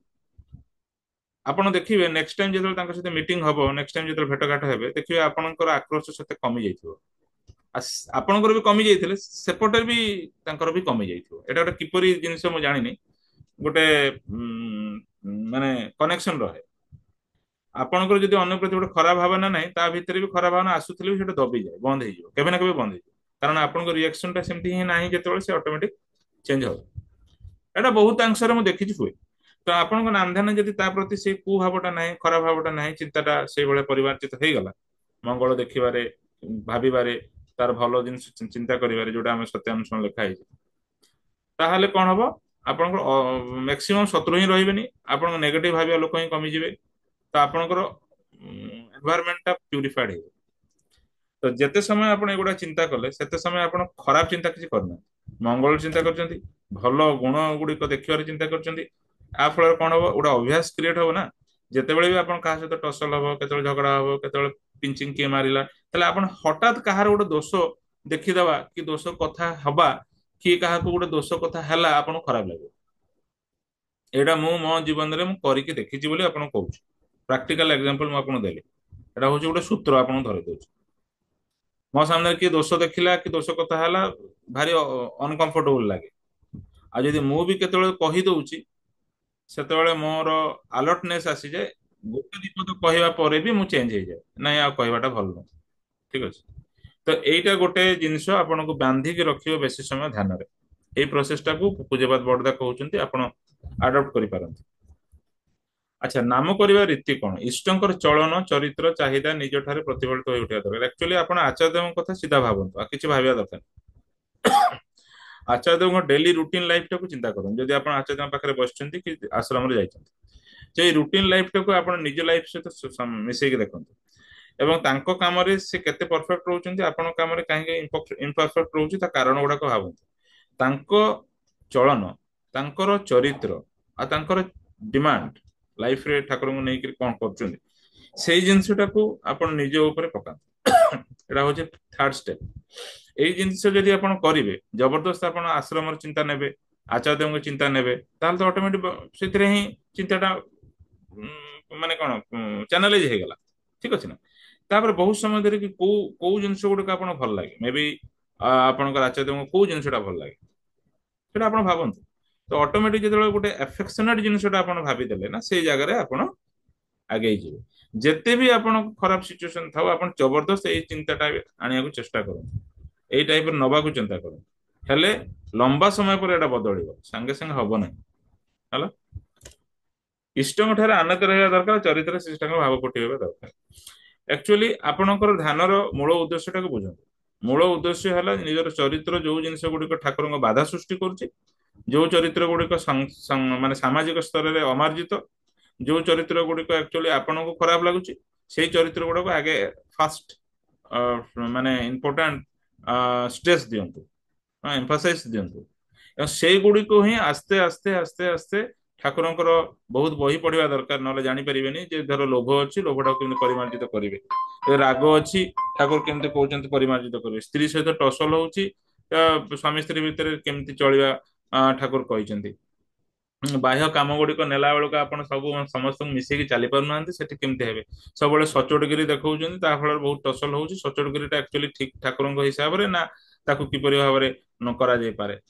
ହଁ ଅନ୍ୟ ପ୍ରତି ଅନୁକମ୍ପଶୀଳ ନ ହବା, ଅନ୍ୟକୁ ସବୁବେଳେ ନିଜ ଡିକ୍ଟେସନ ରେ ରଖିବା, ଏଟା ଯୋଗୁଁ ହିଁ ବହୁତ ଜାଗାରେ ପ୍ରୋବ୍ଲେମ ହୁଏ। ତ ନିଜର ଭୁଲ ଗୁଡିକୁ ଆପଣ ବେଶୀ ଦେଖିବାକୁ ଚେଷ୍ଟା କରନ୍ତୁ, କାରଣ ଆପଣ ସତ୍ୟାନୁଷ୍ଠାନ ଦେଖିଛନ୍ତି ଯେ ମୁଁ ନିଜେ ମାନେ କଣ ଲେଖା ହେଇଛି, ଦଶର ଦେଶର ବର୍ତ୍ତମାନ ଭବିଷ୍ୟତ ପାଇଁ ଦାୟୀ ବୋଲି କୁହାହଉଛି। ସେଇ ଜିନିଷଟାକୁ ସବୁବେଳେ ଧ୍ୟାନର ପ୍ରଥମ ସେଣ୍ଟେନ୍ସ ହିସାବରେ ଭାବିକି ଆରମ୍ଭ କରନ୍ତୁ। ଆପଣ ଯେତେବେଳେ ନିଜକୁ ଭୁଲ ଦେଖିବାକୁ ଚେଷ୍ଟା କରିବେ ନାହିଁ, ତାହେଲେ ଧ୍ୟାନ ଆପଣଙ୍କୁ ଫଳ ଦବ ନାହିଁ, ଓଲଟା ଫଳ ଦବ। ଏଟା ବି ଆଗକୁ ସ୍ଲାଇଡରେ ଅଛି, ଓଲଟା କେମିତି ଫଳ ଦବ। ହଁ, ସେଇଟାକୁ ଆପଣ ଭାବନ୍ତୁ ହେଲା। ତ ଏ ଜିନିଷ ଗୁଡା ମୁଁ ବୁଝେଇଦେଲି ଯାହା କହିବା କଥା, ଠିକ ଅଛି। ଆଚ୍ଛା, ଇଷ୍ଟଙ୍କ ଠାରେ ଆନତି ରହିବା ଦରକାର, ଚରିତ୍ର ଶିଷ୍ଟାଙ୍କ ଫୁଟିବା କଣ୍ଟିନ୍ୟୁ ହଉଛି। ଆଚ୍ଛା, ଏଠି ଆ कौन कुहा हिंदी टे पढ़ी दଉଛି, मनुष्य का व्याहिक चेहरा ही उसके अंदर की प्रतिच्छवि होता है। एटा तो श्योर कथा। जो ज्ञानमय है, चिर चिर चेतन है, उनकी मूर्ति को ध्यान करते रहने से उनके अंदर की संपदा भी हमारे निकट उद्भासित हो उठती है। ठीक है। ध्यान का अर्थ सिर्फ इष्ट के चेहरे का चिंतन करना नहीं है, बल्कि उनके चाल चलन आचार व्यवहार चाह पसंद कोड़ा भल पाती कोड़ा भल पाती तांको चरित्र किपरि किपरि चालंती, समस्त को लेकिन चलती। आमर भी जड़े स्त्री अच्छी, भी जड़े अच्छी, भी बापा अच्छा, आमर भी बापा अच्छे, केमती आमर रिलेशनशिप गुड़ा रिलेशनशिप सामान रही, तो से केमती डील करते, आम केमती डील करूँ, से केमती चलते, आम केमती चालू, से केमती ठाकुर को विभिन्न परिस्थिति धरिकी निजेको नहीं चलते, आम विभिन्न परिस्थिति केमती हारी जाऊ। सो कंपेरेटिव कम्प्लेक्स रहा दरकार से जगह आप सब सेमती रहिले कौन हम ना गोटे उच्च चरित्र को जिते आप फॉलो कर बहुत जिनस गुड़िक आपणकर निजर नथिबो बोली हेनी बोली अमार्जित अच्छी बोली आपन जानी परिवाटा प्रथम स्टेप रहा दरकार। तापर आपन ताकू गोटे जगह स्मारणी खाता ठाकुर कहते से जगह लिखि रखिए और सेठी आपन इम्प्रोवाइजेशन केमती करेंगे, चेंज केमती करेंगे, करेक्शन केमती करेंगे, सेटा को आपन भाई पारे। ठीक अछि। अच्छा, ठीक अच्छे, ओके। नेक्स्ट, इष्टंकर सहित अनुराग रखी नाम ध्यान करने दरकार। कोई गोटे माने अनुराग माने कौन, माने अनुराग माने कौन, मोर भावी नियंतु मोर जीवन में मु बहुत जगह हारी जाऊँ। ठीक अच्छे, माने नियंतु मु गोटे रागी प्रकृतिर लोक, जिते कले कंट्रोल होनी, जहाँ कले भी से पुणी से भाया हो बहुत संगहरा हो, बहुत जगह मु जहाँ एक्सपेक्ट करके जाऊँगी से काम होनी, काम विघ्न हो, विभिन्न केस प्रोब्लेम पड़ुची, मुझे दुखित मो निज बाह्य लोक कौन कह निज दुखित। तो मु ठाकुर सहित नाम ध्यान गपी पारे, कथा हो पारे, पचारि पारे, निजे कांदी पारे, निजे समाधान व्याकुल प्रार्थना करें। अनुराग एटा कहते सबुठु जीवन निजर किए कहीं नुहति, ठाकुर से ही आपणकर सब दुख पोछि पारे। तांको जदि आपण प्रथमे जाबड़ी धरती, अन्य मानकर माने अन्य मानकर सहित जिते भल पाइबा रही, ठाकुर भल पाइबा ताठू प्रबल रहे, खोला रहे, हाँ? एवं अधिकार रहे। गोटे अधिकार बहुत इंपोर्टेंट, जे मो ठाकुर मोर गोटे विश्वास, मो ठाकुर को लेकिन मुझे चलुची, गोटे भूल हेले भी ठाकुर कहबी, ठीक हेले भी ठाकुर कहबी, मु मोर हृदय टाक ओपन करी, खराब था खराब कथा कही, भल था भल कथा कही, कि पॉइंट है आई हैव टू ओपन, प्रथम खोला हवा पड़े। जो आचार्य देव दीक्षा पत्र कार्यक्रम कहते मत झाड़ा लगुच, हाँ ठाकुर कहीकि आज ट्यूशन जीवार अच्छी, ठाकुर यहीटा एक्चुअली गोटे बढ़िया सूत्र आचार्य देव धरई, जोटा कि बही लिखा है, I have to open everything to Shri Thakur. केते कहे कौन आप गाड़ी चलाउथिले कहूथिबे हेई पारे, किंतु आपण मन जो ब्लकेज रही, मन जो माने गंठी खोली ना, जो जिनस गुड़िक बहुत दिन है एमती ही रही जाइए, आप खोली पारती ठाकुर। किंतु सब मन रखिए तार मूल सूत्र है मागिबे नहीं केवे ठाकुर। मागिबाटा गोटे दुर्बलता चरित्र, कारण ठाकुर तो बुद्धि देले, हाथ देले, गोड़ देले, परिस्थिति देले, आप भल जिन बहुत जोगे देके आप छाड़े जगत को, ताले ताकू यूटिलाइज करके बड़ कर दायित्व तो आपणकर ही। किंतु जदि अलसुआ बसत करेनि कि इग्नोरेन्स बसत आप करेनि, ठाकुर कहे मत दियो, सेटा केभे भी नुहे। ଯେବେ ମାଗିବା ହବ ସେବେ ଆପଣଙ୍କ ଧ୍ୟାନ ଖରାପ ହବ, ଯେବେ ମାଗିବା ହବ ଆପଣଙ୍କ କ୍ୟାପାବିଲିଟି କମିଯିବ, ଆଉ ଯେବେ ମାଗିବା ହବ ସେତେବେଳେ ଚ୍ୟାଲେଞ୍ଜକୁ ଫେସ୍ କରିବାକୁ ଡରିବେ ଏବଂ ଆପଣ ଗୋଟେ ଦୁର୍ବଳ ମଣିଷ ଆକାରରେ ନିଜେ ବି ନିଜକୁ ଜାଣିବେ। ବାହ୍ୟ ଲୋକ ତ ଆପଣଙ୍କୁ ସେଇଭଳିଆ କଟାକ୍ଷ କରିବ ହିଁ କରିବ। ଏଠି ଏଠି ମିଶି ପାରିବେନି, ସେଠି ମିଶି ପାରିବେନି, ଯୋଉ କାମ ଦେଲେ ଅଶାନ୍ତି ହଉଥିବ ଆପଣ କୋଉଠି ସାଟିସ୍ଫାକ୍ଟ ହେଇପାରିବେନି। ପ୍ରଥମେ ଭାବିବାକୁ ପଡିବ ଯେ ମୁଁ କାହାଠୁ ମାଗିବି ହିଁ ନାହିଁ। ଠାକୁରଙ୍କର କୋଉ ଗୋଟିଏ ଜାଗାରେ ନାହିଁ ମାଗିବା ଦରକାର ବୋଲି, ବୁଝିପାରିଲେ? ଆପଣ ବହି ପରେ ବହି ଖୋଜି ଯାଆନ୍ତୁ, କିନ୍ତୁ ଆମ ସତ୍ସଙ୍ଗୀ ମାନଙ୍କ ଭିତରେ ପ୍ରାୟ ଏ ଓଲଟା ଜିନିଷ ଦେଖାଯାଏ। ଦିଟା ଜିନିଷ ଲାଇଫରେ ସବୁବେଳେ ମୁଖସ୍ଥ କରି ରଖନ୍ତୁ, ଧ୍ୟାନରେ ସେଇଟା ବହୁତ କାମରେ ଲାଗିବ, ଅଦରୱାଇଜ ଧ୍ୟାନ ଠିକ ସେ ସେଟିଂ ହବ। ଏକ ତ ମାଗିବେନି କାହାଠୁ, ଆଶା ବି କାହାଠୁ ରଖିବେନି, ବରଂ ଆଶା ଦେବେ। ଆଚାର୍ଯ୍ୟଙ୍କ କଥା ପ୍ରାୟ ରେଗୁଲାରଲି ଯୋଉମାନେ ମିଶନ୍ତି ସେମାନଙ୍କୁ ଶୁଣି ପାରୁଥିବେ ଆଚାର୍ଯ୍ୟ। ଆପଣଙ୍କ ସହିତ ମିଶିକି କିଏ ଗୋଟେ ଆଶାର ସଞ୍ଚାର ପାଉ, ସବୁବେଳେ ଆଚାର୍ଯ୍ୟ କହନ୍ତି ଆଶା ଆପଣ କାହାକୁ ଜଗାଇବେ। ଠିକ ଅଛି, ଆପଣ ଭାବିବେନି ଯେ ସେ ମତେ ଏଇଭଳିଆ ଦଉ ସେଇଭଳିଆ କରୁ, ସେଟା କେବେ ବି ଗୋଟେ ଚରିତ୍ରରେ ରଖନ୍ତୁ। 2 ନମ୍ବର ପଏଣ୍ଟ ହେଲା ଦବା ଭାବ ରହୁ, ନବା ଭାବ କମ ରହୁ। ମଙ୍ଗଳ ଦେଖିବାର ଭାବ ରହୁ, ଭଲ ଗୁଣ ଦେଖିବାର ଭାବ ରହୁ, ଖରାପ ଗୁଣ ଦେଖିବାଟା ପୁରା ମିନିମାଇଜ ହେଇଯାଉ, ଉଡିଯାଉ। ଠିକ ଅଛି, এই ଦିଟା ଜିନିଷ ଯଦି ଅଭ୍ୟାସ କରିନେଲେ ତାହେଲେ 90% କେସେସ୍ ଥଟ୍ ଠିକ ଆସିବ। ଠିକ ଅଛି, ଏବଂ ଯୋଉମାନେ ଦୁର୍ଗୁଣ ଦେଖୁଛନ୍ତି ତାଙ୍କର ସଙ୍ଗକୁ ସାଙ୍ଗେ ସାଙ୍ଗେ ଛାଡି ଦିଅନ୍ତୁ ଯଦି କହି ନ ପାରୁଛନ୍ତି। ଯଦି ବାରମ୍ବାର ଶୁଣୁଛନ୍ତି ତାହେଲେ ଆପଣ ସେଇଟା ପଶିବ ଭିତରେ, ଏଟା ସତ୍ୟାନୁଷ୍ଠାନ ବାଣୀ ଆପଣ ଦେଖୁଛନ୍ତି। ଠିକ ଅଛି, ପ୍ରଶ୍ରୟ ଦେବେ ନାହିଁ। ଓକେ, ଆଚ୍ଛା, ଏଇଟା ଗୋଟେ ଇମ୍ପୋର୍ଟାଣ୍ଟ ଯୋଉଟା ଆପଣ ଥାର୍ଡ ଷ୍ଟେପରେ ନେଇପାରନ୍ତି। ଫାର୍ଷ୍ଟ ଷ୍ଟେପରେ ତ ଆପଣ ଭାବିଲେ, ମଙ୍ଗଳବାର ପ୍ରାର୍ଥନା କଲେ, ଚରିତ୍ର ଚିନ୍ତା କଲେ।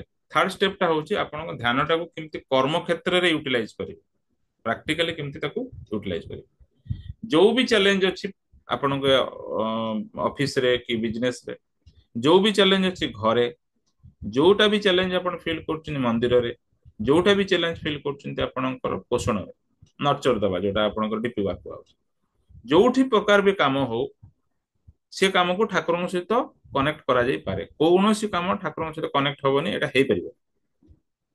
ତ ଠାକୁରଙ୍କୁ ଫୁଲଫିଲ କୌଣସି କାମ ଦେଇ କରିବାକୁ ହେଲେ ସେ କାମର ଗୋଟେ ଚିତ୍ର ଆଙ୍କିବାକୁ ପଡିବ। ବିନା ଡିଜାଇନ ପ୍ଲାନରେ କେବେ ଘର ତିଆରି ହୁଏ, ତାହେଲେ କଣ ପରିସ୍ଥିତି ହୁଏ ଆପଣ ବୁଝିପାରନ୍ତି। ସେମିତି ମାନସିକ ପରିସ୍ଥିତିରେ ଆପଣ ଚିନ୍ତା କରିବାକୁ ପଡିବ ଯେ ଯୋଉଟା ଆପଣ କରିବାର ଅଛି ସେଟାକୁ କିପରି କରିବାକୁ ଠାକୁର କହିଛନ୍ତି। ସେଟା ଯଦି ଆପଣ ଜାଣିନାହାନ୍ତି ତାହେଲେ ତାହେଲେ ତ ଆପଣ ଆଖି ମୁଜିକି ଯାହା ଭାବିବେ ଭୁଲ ହବ।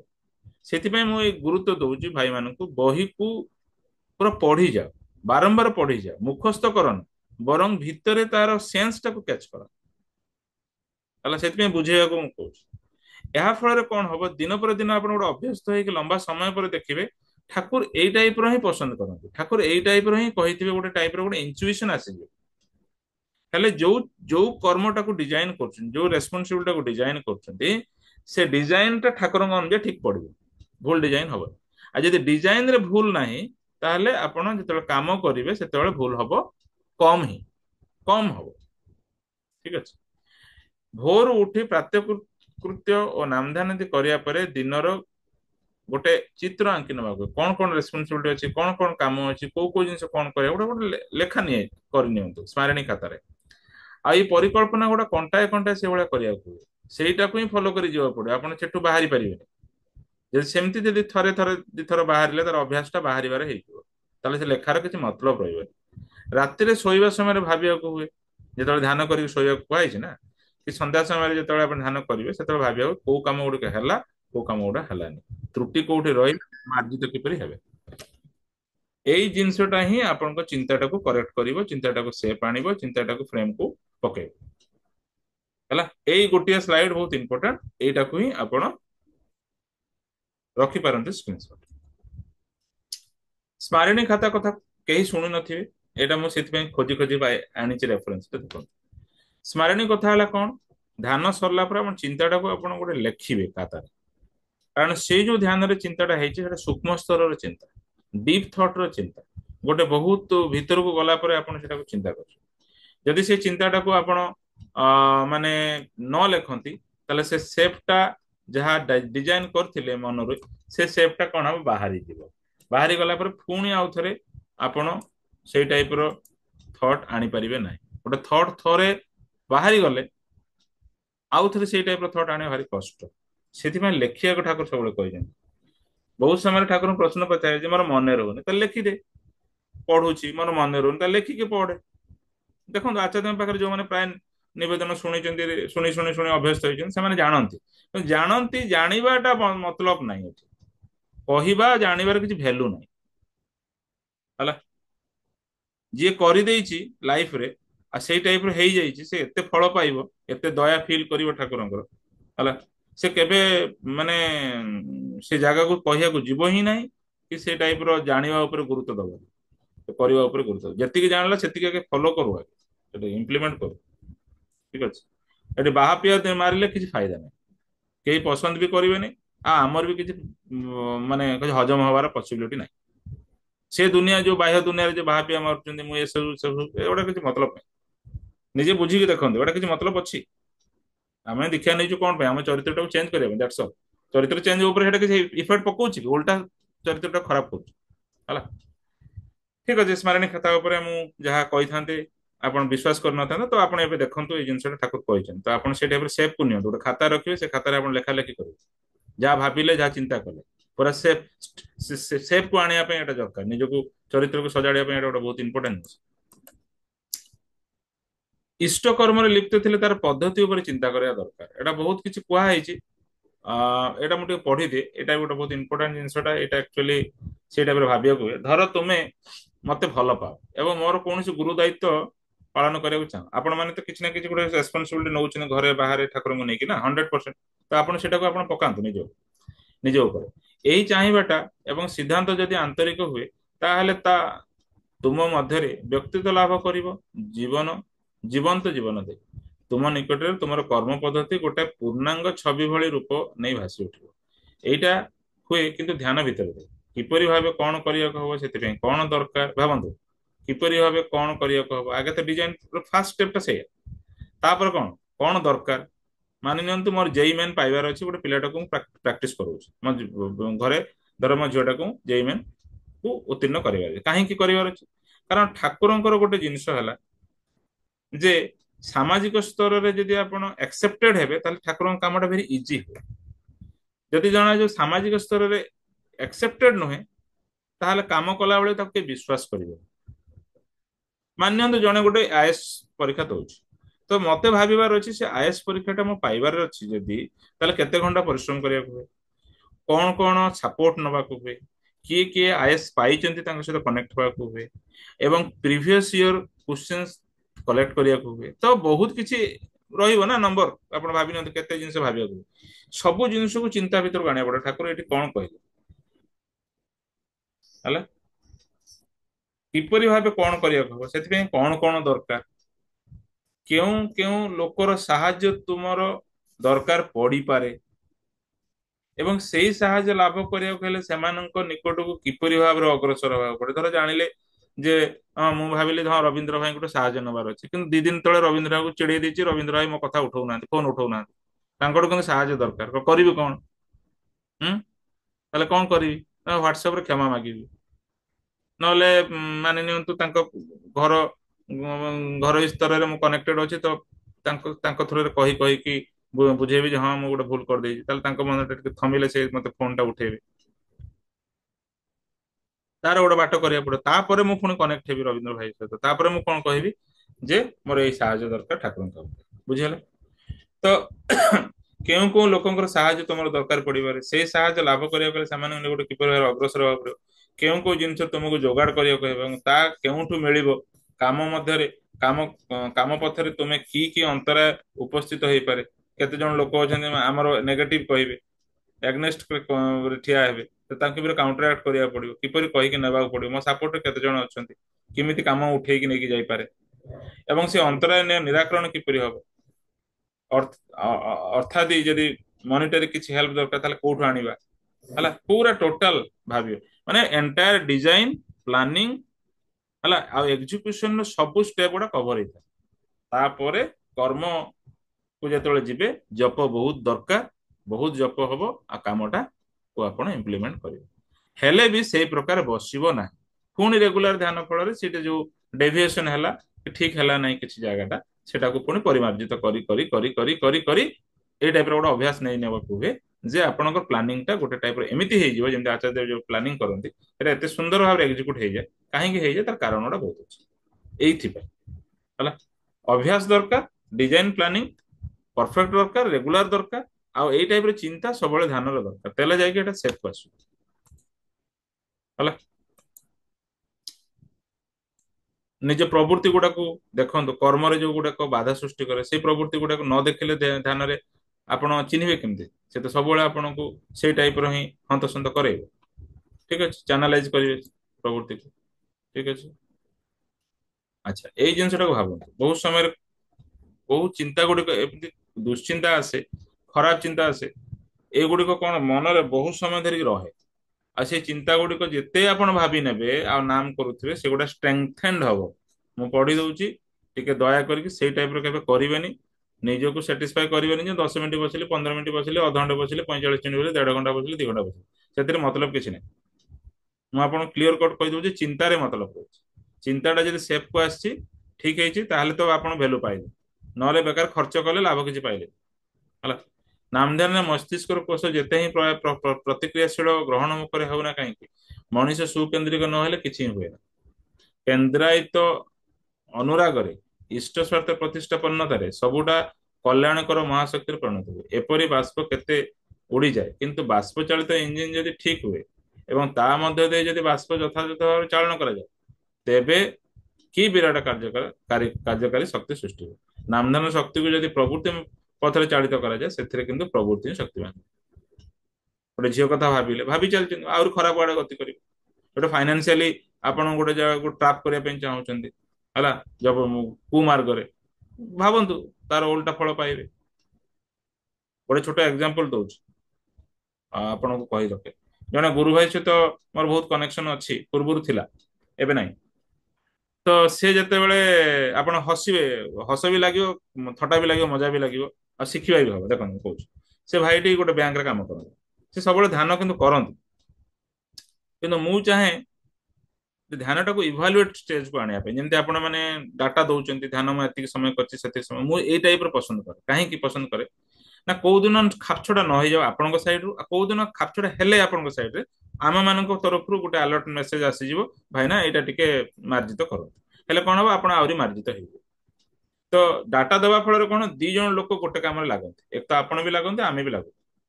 କିନ୍ତୁ ସେ ଲୋକଟି ପସନ୍ଦ କରେ ନା, ମୁଁ ଯୋଉ ଲୋକଟା କଥା କହୁଛି, ସେ ଚାହେଁ ଯେ ମୁଁ ତ କରୁଛି, ମୁଁ କାହିଁକି କରିବି ସେଗୁଡା। ତ ମୁଁ ଆଉ ଜବରଦସ୍ତି କରିପାରେ ନା, ଜବରଦସ୍ତି ତ ପସିବିଲିଟି ନାହିଁ ଠାକୁରଙ୍କ ଲାଇନର କଥା, ତେଣୁ ତାକୁ ଛାଡି ଦିଆଗଲା। ତ ଏମିତି ଦିନର କଥା ହଉଛି, ଏମିତି ଧ୍ୟାନ କରେ, ଭଲ ବହୁତ ଦିନ କଣ୍ଟିନ୍ୟୁ ହେଲା। ଆସ୍ତେ ଆସ୍ତେ ସେ ବ୍ରାଞ୍ଚରେ, ମାନେ ବ୍ୟାଙ୍କରେ ଗୋଟେ ଆସିଷ୍ଟାଣ୍ଟ ହିସାବରେ କାମ କରୁଥିଲା। ତା ପ୍ରମୋସନ ପାଇ ପାଇ ବ୍ରାଞ୍ଚ ମ୍ୟାନେଜର ପର୍ଯ୍ୟନ୍ତ ଗଲା। ତାପରେ ଲୋନ ସାଂସନ କରିବାର ଅଥରିଟି ହେଇଗଲା। ତାପରେ ସେ ବହୁତ ସମୟରେ ଫୋନରେ କଥା ହୁଏ ଯେ ମୁଁ କେତେ ଗୁରୁ ଭାଇମାନଙ୍କୁ ସାହାଯ୍ୟ ସହାନୁଭୂତି କରିଛି, ସେମାନଙ୍କ ଦ୍ଵାରା ଲୋନ କେବେ ସାଂସନ ହେଇନଥାନ୍ତା, କିନ୍ତୁ ତାଙ୍କୁ ମୁଁ ସାଂସନ କରିଛି, ଯେ ବହୁତ କିଛି ଠାକୁରଙ୍କ କାମ ହେଇପାରିଲା, ମୁଁ ଖୁସି ଲାଗୁଛି, ଯାହା ହଉ ମୁଁ ଖୁସି ଲାଗେ। ଏଗୁଟା ତ ଖୁସିର କଥା ହିଁ, ଭଲ କଥା। କିନ୍ତୁ କିଛି ଦିନ ଭିତରେ ତାଙ୍କର ଏତେ ରେସପନ୍ସିବିଲିଟି ବଢି ଯାଇଛି, ଆଉ ସେ ଏତେ ବାହାସ୍ପଟ ମାରିଛନ୍ତି ଯେ ମୁଁ କରିଦଉଛି, ମୁଁ କରିଦଉଛି, ମୁଁ ଲୋନ ସାଂସନ କରିକି ବହୁତ ଜଣଙ୍କୁ ଉପକୃତ କରଉଛି, ଏଇ ଟାଇପର କଥା ଚାରିଆଡେ କୁହାଗଲା। ହେଲେ କଣ ହେଲା, ସେ ଯେତେ ଆପଣ ନିଜର ବଡପଣଟା କହିବେ, ତାର ଓଲଟା ଫଳଟା ଆପଣ ପାଇବେ।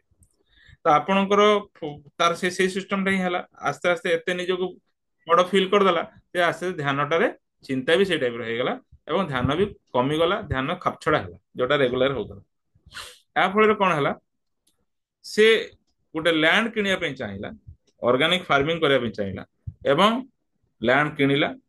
ଠାକୁର ମନା କରିଛନ୍ତି ଆକ୍ଚୁଆଲି କାହା ସହିତ ପାର୍ଟନରସିପ କରିବା ପାଇଁ, ଏବଂ ସେ ପାର୍ଟନରସିପରେ ଲ୍ୟାଣ୍ଡ କିଣିଲା, ପାର୍ଟନରସିପରେ ସେ ଅର୍ଗାନିକ ଫାର୍ମିଂ କରିବା ପାଇଁ ଚିନ୍ତା କଲା। ଯାହା କଲା କଲା, ନିବେଦନ ତ କଲା ନାହିଁ, ପଚାରିଲା ନାହିଁ ଆଚାର୍ଯ୍ୟଙ୍କୁ, ଏବଂ ଆରମ୍ଭ କରିଦେଲା।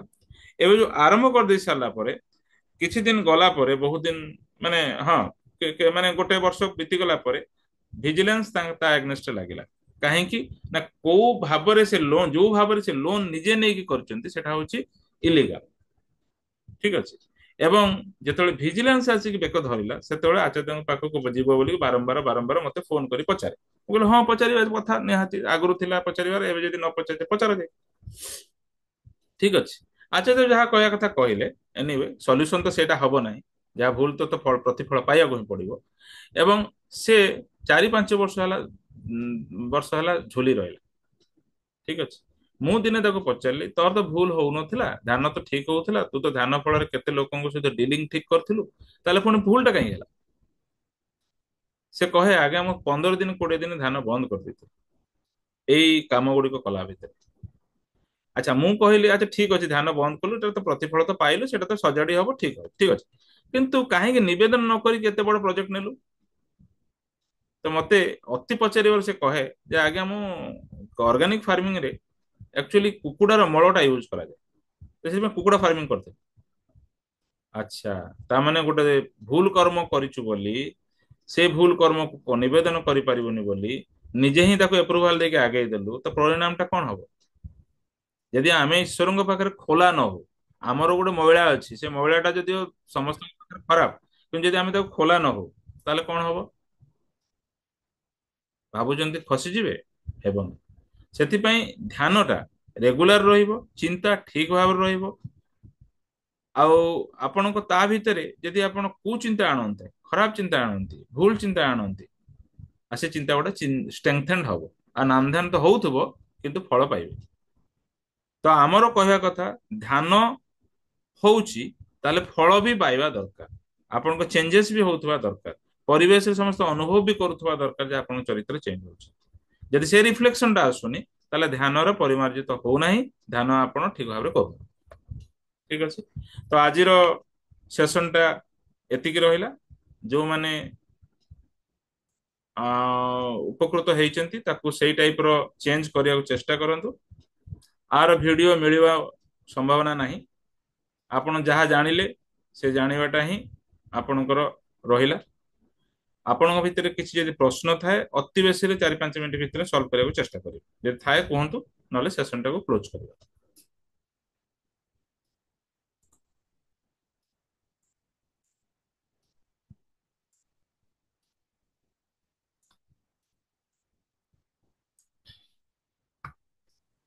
ଭାଇ ଜୟଗୁରୁ। ହଁ, ଜୟଗୁରୁ। କୁହନ୍ତୁ। ମୁଁ କହିଲି ମୁଁ ମୁଁ ଶୋଇଲେ ସନ୍ଧ୍ୟାବେଳେ ଯୋଉ ନାମ ଧ୍ୟାନ ଯୋଉ ଅଛି ନା, ମୁଁ ଲେଟରେ ଶୋଉଛି ଆଉ ସେ ବସେ ବେଡରେ 15-20 ମିନିଟ୍ ବସେ ଠାକୁରଙ୍କ ପାଖରେ, ତାପରେ ବେଡରେ ବସେ। ସେ ଭିତରେ କେତେବେଳେ ମୁଁ ଶୋଇପଡ଼ିଥିବି ଜାଣିପାରେନି, ବୁଝିପାରିଲେ? ହୁଁ ଠାକୁରଙ୍କ ପାଖରେ ପ୍ରଥମେ ବସେ ଆଗ, ଧର 11:45 12:10 ବସେ, 20 ମିନିଟ୍ ବସେ, ତାପରେ ବେଡ୍ ଯାଇକି ଶୋଇଲା ପୂର୍ବରୁ ଟିକେ ଆପଣ ଆଗରୁ ମଝିରେ କହୁନଥିଲେ କି ଆଚାର୍ଯ୍ୟଙ୍କର ଗୋଟେ ଶୁଣିବ, ଯାଜନ କିଛି ଶୁଣିବ, ସେଇଟା ଏବେ ତ ଶୁଣା ବନ୍ଦ କରିଦେଇଛି। ମୁଁ ସେ କିଛି ନା କିଛି ଶୁଣିଲା ପରେ ମୁଁ ବନ୍ଦ, କେତେବେଳେ ମୁଁ ଶୋଇପଡ଼ିବି ଜାଣିନଥିବି। ସେଟା ଭଲ କିମ୍ବା ନା ମୁଁ ଜାଣିଲି ଶୋଇବାକୁ ଯାଉଛି ବେଡ୍ କରି, ସେଟା ଭଲ ନାହିଁ। ହୁଁ। ମୁଁ ଗୋଟେ କଥା କହୁଛି, ଦେଖନ୍ତୁ, ବାୟୋଲୋଜିକାଲି ଆପଣ ଯେତେବେଳେ ଟାୟାର୍ଡ ଥିବେ, ତାକୁ ରୋକିବାଟା ସେ ଆଚାର୍ଯ୍ୟଙ୍କ ଭଳିଆ ଟାଣ ରହିଲେ ରୋକିପାରିବେ। ସେ ଯେମିତି ଗାଡି ଚଲେଇକି ପଳାନ୍ତି, କଣ ଗୁଆହାଟୀ, ରାତିରେ ପହଞ୍ଚନ୍ତି, ପୁଣି 3ଟା ରାତିରେ, 3:30 ରାତିରେ ଉଠିକି ନାମ ଧ୍ୟାନ କରି ସକାଳ ପ୍ରେୟାର କରି ପୁଣି ଲୋକଙ୍କୁ କଥା ଶୁଣି, ସେ ଗୋଟେ ନାମର ଗୋଟେ ଏନର୍ଜି କୋଉଠୁ ସେ କଲେକ୍ଟ କରିପାରନ୍ତି, ଏବଂ ସେ ସେଇ ଟାଇପର କଣ୍ଟ୍ରୋଲ ବି କରିପାରନ୍ତି ନିଜ ବାୟୋଲୋଜିକାଲ ଜିନିଷ ଗୁଡାରେ ଯୋଉ ହଡଲ୍ସ ଆସେ। କିନ୍ତୁ ଆମେ ସେଇ ଟାଇପର ନାମକୁ ନେଇନୁ ଅଭ୍ୟାସରେ। ସେଥିପାଇଁ ଆମର ବାୟୋଲୋଜିକାଲ ପ୍ରୋବ୍ଲେମଟା ଯୋଉଟା ଅଛି, ସେଟା ଆମକୁ ହାବି ହବ, ଆମ ଉପରେ ଡୋମିନେଟ କରିବ ହିଁ କରିବ। ତ ତାକୁ ଆକ୍ସେପ୍ଟ କରିନେବାର ଦରକାର, ଚ୍ୟାଲେଞ୍ଜ ମାରିଲେ ହବନି। ତ ଯଦି ନା ନିଦ ଆସିଲା, ଯଦି ଆପଣ ଆଚାର୍ଯ୍ୟଙ୍କ ଯାଜନ ଶୁଣୁନାହାନ୍ତି, ତାହେଲେ ସେ ଥଟ୍ଟା ହୁଏତ ମେ ବି ଅଫିସର ପ୍ରୋବ୍ଲେମ, ମେ ବି ଅନ୍ୟ କୌଣସି ଚାପା ଥଟ୍ ଥିବ, ସେଟା ପଳେଇ ଆସିବ ଏବଂ ମାଇଣ୍ଡରେ ନିଦ ଭିତରେ ଭାବିବା ହେଇଯିବ। ତାହେଲେ ଭୁଲ ଦିଗରେ ନିଦଟା ପଳେଇବ, ମାନସିକ ସ୍ତରଟା ବି ସେଇ ପଟକୁ ପଳେଇବ। ସେଥିଲାଗି ଯଦି ଆଚାର୍ଯ୍ୟଙ୍କର କଥାଟା ଆପଣ ଶୁଣୁଥାନ୍ତି, ତାହେଲେ ଆପଣଙ୍କର ଆଫେକ୍ସନ ଯେହେତୁ ଆଚାର୍ଯ୍ୟଙ୍କ ସହିତ ଅଛି, ତାହେଲେ ଆଫେକ୍ସନଟା ପ୍ରୋବ୍ଲେମ ଠାରୁ ଯେହେତୁ ଅଧିକା ହେଲା, ତେଣୁ ଆଫେକ୍ସନ ଓରିଏଣ୍ଟେଡ ହେଇକିରି ଆପଣ ତାଙ୍କ ଆଡେ ଆଟାଚ ହେଇଯିବେ। କିନ୍ତୁ ନିଦ ତ ଆସିବ ହିଁ। ନିଦ ଆସିଲା ଆସୁ, କିନ୍ତୁ ଚିନ୍ତାଟା କିନ୍ତୁ ଭୁଲ ଆଡେ ଯିବ ନାହିଁ। ଆପଣ ଭାବିବେ ନାହିଁ, ହଁ ମୁଁ ନିଦ ଆସି ଶୋଇପଡିଲି, ହଁ ଆଚାର୍ଯ୍ୟଙ୍କ କଥା ମଝିରେ ଶୋଇପଡିଲି, ଠିକ ଅଛି, ଆପଣ ସେଥିରେ ଖରାପ ବିଶେଷ କିଛି ହଉନି। କିନ୍ତୁ ଭଲ ଏଇ ଜିନିଷଟା ହଉଛି ଯେ ଥଟ୍ଟା ଆଟଲିଷ୍ଟ ରହିଯାଉଛି ଠାକୁରଙ୍କ ପାଖରେ, କିନ୍ତୁ ଗୋଟେ ପ୍ରୋବ୍ଲେମରେ କିମ୍ବା କୌଣସି ଗୋଟେ ଅଶାନ୍ତିରେ ନ ରହୁ ନିଦ ବେଳେ, ମନେ ରଖନ୍ତୁ। ତ ମୁଁ କହିବି, ମୋର ଗୋଟେ ଟେକ୍ନିକ ଅଛି, ମୁଁ ଯୋଉ ଟେକ୍ନିକଟା ଆଡପ୍ଟ କରେ, ମୁଁ ଯଦି 10:30 ଶୋଇବାର ଅଛି ତାହେଲେ 9ଟାରୁ 10ଟା ପର୍ଯ୍ୟନ୍ତ ଯାଜନ କରେ। ଯୋଉ ବ୍ୟକ୍ତି ମାନଙ୍କୁ ନେଇକିରି ମୁଁ ନର୍ଚର ଦଉଛି, ଗୋଟେ ଗ୍ରୁପ ବନେଇଛି ସ୍ୱାସ୍ଥ୍ୟ ସାଧନାର ଯୋଉ ଗ୍ରୁପ ଟା ବନେଇଛି, ସେ ଗ୍ରୁପ ରେ ଯୋଉମାନଙ୍କୁ ମୁଁ ଯୋଡୁଛି ମୁଁ ପ୍ରାୟ 9ଟାରୁ 10ଟା ଭିତରେ ହିଁ ଫୋନ କରେ ହେଲା। ତ ମୁଁ ଦେଖିଛି ପ୍ରାୟ ଏଟା 4-5 ବର୍ଷ ହେଲା କରିଛି, ଏତେ ଲୋକଙ୍କ ସହିତ କନେକ୍ଟ ହେଇଛି ଘରୁ ଥାଇକିରି। ମୁଁ ବାହାରେ ଫିଜିକାଲି କନେକ୍ଟ ବହୁତ ଲୋକଙ୍କ ସହିତ କମ ଅଛି, କିନ୍ତୁ ଏଇ ଟାଇପ ର ଟେଲିଫୋନିକ କନେକ୍ସନ ବହୁତ ଜଣଙ୍କ ସହିତ ରହୁଛି। ତ ମୁଁ କଣ କରେ 9ଟାରୁ ହିଁ 10ଟା ହିଁ କରେ, କାହିଁକିନା ସମସ୍ତଙ୍କ ଫ୍ରି ଟାଇମ ସେଇଟା ଆଉ ମତେ ବି ଫ୍ରି ଟାଇମ ସେଇଟା, ଜଣକୁ ପାଇଲେ ବି ଜଣକୁ ବି କରେ। ତ ଯାଜନ ଯେତେବେଳେ କରୁ, ମନେ ରଖନ୍ତୁ ଠାକୁରଙ୍କ ବହୁତ ଜାଗାରେ ମୁଁ ପଢିଛି, ଯାଜନ ଯେତେବେଳେ କରୁ ନା ଆମର ଗୋଟେ ଫୋକସ ପଏଣ୍ଟ ଜଲ୍ଦି ପଳେଇ ଆସେ ହେଲା। ଯେହେତୁ ଆମେ ଗୋଟେ ମଙ୍ଗଳର ଚିନ୍ତା କରୁ ଆଉ ତାକୁ ଗୋଟେ ପରିବର୍ତ୍ତନ କରିବାକୁ ଚେଷ୍ଟା କରୁ, ତାକୁ ଗୋଟେ ଅନୁପ୍ରାଣିତ କରିବାକୁ ଚେଷ୍ଟା କରୁ, ଆମ ଉପରେ ଗୋଟେ ଫୋର୍ସ କ୍ରିଏଟ ହୁଏ, ମାଇଣ୍ଡରେ ବି ଗୋଟେ ଫୋର୍ସ କ୍ରିଏଟ ହୁଏ, ଗୋଟେ ଫୋକସ ପଏଣ୍ଟକୁ ଆସେ। ଯେହେତୁ ଫୋକସ ପଏଣ୍ଟକୁ ଆସେ, ମନଟା ଅନ୍ୟ ଜାଗାରେ ସାଙ୍ଗେ ସାଙ୍ଗେ ପଳେଇ ଆସି ଗୋଟେ ଜାଗାକୁ ପହଞ୍ଚେ। ତାପରେ ଯେତେବେଳେ ଆମେ ଶୋଇପଡୁ, ସେଇ ଚିନ୍ତାଟା ଗୋଟେ ବହୁତ ପବିତ୍ର ଚିନ୍ତାରେ ଥାଏ, ସେଟା କେବେ ଭୁଲ ଚିନ୍ତାଟା ରହିବନି। ଆଉ ଯଦି ସେଇଟା ନ କରି ହଉଛି ତାହେଲେ କିଛି ଗୋଟେ ଆଚାର୍ଯ୍ୟଙ୍କର ଯାଜନ ଶୁଣନ୍ତୁ, କିଛି ଗୋଟେ ଯାଜନ ଶୁଣନ୍ତୁ, ସେଇ ଯାଜନଟାରେ ହିଁ ଅତିବାହିତ ହେଇଯାଆନ୍ତୁ, ତା ଭିତରେ ନିଦ ହେଇଯାଉ, କିଛି ଅସୁବିଧା ନାହିଁ ହେଲା। ଆଉ କାହାର ପ୍ରଶ୍ନ ଅଛି ଯଦି ପଚାରନ୍ତୁ।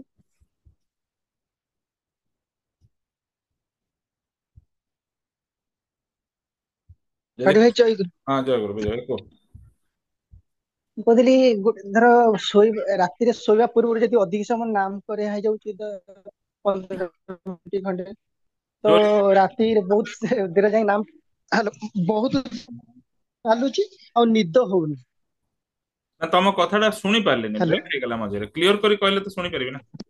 ମୁଁ କହିଲି ଯଦି ଶୋଇବା ପୂର୍ବରୁ କିଛି ସମୟ ଯଦି ନାମ କରିଦଉଛେ, ହଁ, ନାମ କରିବା ଫଳରେ ନାମ ଟା ଚାଲୁଛି ଭିତରେ ଭିତରେ, ତ ସେଇଟା ଆଉ ନିଦ ହଉନି। ତ ଏମିତି ରାତି 1-2ଟା ବି ହଁ, ମୁଁ ହେଇଯାଉଛି, କହିଦଉଛି। ତାପରେ ପୁଣି ନାଇଁ ଦେଖ, ଗୋଟେ କଥା ହେଲା ଯେ ମୁଣ୍ଡଟାକୁ ଅଧିକା ଚାଙ୍ଗା କରିଦେଲେ ଏଇଟା ହୁଏ, ଏଇଟା ମୋର ବି ହେଇଛି। ମାନେ ମୁଁ ବେଳେ ବେଳେ ଏତେ ଲୋଭି ହେଇଯାଏ ଲୋକଙ୍କ ସହିତ ଯାଜନ କରିବା ପାଇଁ, ମୁଁ ବି ନିଜେ ଜାଣିପାରେ ନା, 2-3 ଜଣଙ୍କୁ ଫୋନ କରେ, ରାତି 11:30 ପର୍ଯ୍ୟନ୍ତ ଚାଲିଥାଏ, ଏତେ ଚାଙ୍ଗା ହେଇଯାଏ ମାଇଣ୍ଡ, ଆଉ ନିଦ ତ ହୁଏ ନା, କରିବ କଣ। ତ ଏଇଭଳିଆ ଇଫେକ୍ଟ ଆସେ, କିନ୍ତୁ ମନେ ରଖନ୍ତୁ ସେତେ ଦୂର କଲେ ଆପଣ ପ୍ରୋବ୍ଲେମରେ ପଡିବେ, କାରଣ ଆପଣଙ୍କର ନେକ୍ସଟ ଡେ ଡ୍ୟୁଟି ଅଛି, ଆଉ ନେକ୍ସଟ ଡେ ଉଠିବାର ଅଛି, ନେକ୍ସଟ ଡେ ଆପଣଙ୍କ ବହୁତ କାମର ଚାପ ରହିଛି। ସେଥିପାଇଁ ଆପଣ କଣ କରିବେ ଯେ ନାମ ତ କରିବେ, ଆମର ଉଦ୍ଦେଶ୍ୟ କଣ, ମନର ଯୋଉ ଚିନ୍ତାଟା, ସେ ଚିନ୍ତାଟା ଯେମିତି ଠାକୁରଙ୍କ ଉପରକୁ ଆସୁ, ସେ ଚିନ୍ତାଟା ଯେମିତି ଆଚାର୍ଯ୍ୟଙ୍କ ଉପରକୁ ଆସୁ, ସେ ଚିନ୍ତାଟା ଯେମିତି ଠାକୁରଙ୍କର ପାଇଁ କିଛି ଗୋଟେ ହଉ। ତ ସେଥିପାଇଁ ନାମ ଟା କରୁଛେ ଆଉ ଚିନ୍ତାଟା ବି ସେଇ ଟାଇପ ର ଆଣିବାକୁ ଚେଷ୍ଟା କରୁଛେ, କିନ୍ତୁ ମନେ ରଖନ୍ତୁ ଏତେ ମାଇଣ୍ଡ ଟାକୁ ସାର୍ପ କରନ୍ତୁନି କି ଏତେ ମାଇଣ୍ଡ ଟାକୁ ଆକ୍ଟିଭ କରନ୍ତୁନି ଯେ ସେ ନିଦଟାକୁ କାଟିଦବ। କାରଣ ନିଦ ଯଦି ନହେଲା ତାହେଲେ ଅଟୋମେଟିକ ବଡିର ପେନ୍ ଷ୍ଟାର୍ଟ ହବ, ଏବଂ ନିଦ ଯଦି ନହେଲା ମନେ ରହିବନି, ନିଦ ଯଦି ନହେଲା ଏଫିସିଏନ୍ସି ବି କଟିଯିବ, ଫିଜିକାଲ ଏଫିସିଏନ୍ସି କଟିଯିବ, ମେଣ୍ଟାଲ ଏଫିସିଏନ୍ସି ତା ଉପରେ ବି ଡିପେଣ୍ଡେଣ୍ଟ। ସେଥିପାଇଁ ସେଟାକୁ କେତେ ଲିମିଟରେ ରଖିବାକୁ ପଡିବ, ସେଟାରେ ଟିକେ ଆଡଜଷ୍ଟମେଣ୍ଟ ଆପଣଙ୍କୁ କରିବାକୁ ପଡିବ। ସେଟା କାହାଠୁ କାହାର ଅଲଗା ଅଲଗା ରହିବ ହେଲା, ଠିକ ଅଛି। ଆଉ ଯଦି ସେମିତି ରହୁଛି ତାହେଲେ ଆପଣ ଫିଜିକାଲ ଏକ୍ସରସାଇଜ ଯଦି ସନ୍ଧ୍ୟାବେଳେ ବେଶୀ କରିଛନ୍ତି, ଚାଲିଛନ୍ତି, ୱାକିଂ କରିଛନ୍ତି, ସାଇକେଲିଂ କରିଛନ୍ତି, ଫିଜିକାଲ ଏକ୍ସରସାଇଜ କରୁଛନ୍ତି, ଯୋଉଟା ଆମେ ହେଲ୍ଥ ସିଟରେ ମେଣ୍ଟେନ କରୁଛୁ, ତାହେଲେ ମତେ ଲାଗୁଛି ଯେ ଫିଜିକାଲ ଟାୟାର୍ଡନେସ ଟା ମନକୁ କାବୁ କରି ହିଁ ଦବ, ସେ ଚାଙ୍ଗା କରିବାକୁ ଦବନି। ମୁଁ ଏଇଟା ପରୀକ୍ଷା କରି ଦେଖିଛି, ଆପଣ ଦେଖି ନିଅନ୍ତୁ, ସେଇ ଟାଇପ ର ହେଲେ ହେଇଯିବ। କିମ୍ବା ଯଦି ଆପଣ ଭାବୁଛନ୍ତି ଯେ ନାଇଁ ଏମିତି ହଉଛି, ତାହେଲେ ପାଚିଲା କଦଳୀ, ହଁ, ତାକୁ ଆପଣ ସିଝେଇ ଦିଅନ୍ତୁ 10 ମିନିଟ, ଏବଂ ସେ ପାଣିଟାକୁ ଶୋଇଲା ବେଳକୁ ଆପଣ ପିଇ ଦିଅନ୍ତୁ, ଜଷ୍ଟ ଶୋଇବାର ଘଣ୍ଟେ ପୂର୍ବରୁ ପିଇ ଦିଅନ୍ତୁ। ତ ଆପଣ ଯଦି ଚିନ୍ତା ସେଇ ଟାଇପ ର ଆସୁଛି, ଆପଣ କଣ୍ଟ୍ରୋଲ କରିପାରୁନାହାନ୍ତି, ତାହେଲେ ଇଏ ଆପଣ ଟାଣିକି ଶୋଇଦବ ଖଟ ଉପରେ, 100% ଲେଖିଦଉଛି, କିନ୍ତୁ ନିଦ ଟିକେ ଗାଢ ହେଇଯିବ ହେଲା। ଠିକ, ଆଉ କିଏ ଯଦି ପଚାରିବେ ଆଜ୍ଞା ପଚାରନ୍ତୁ। ଆଜ୍ଞା।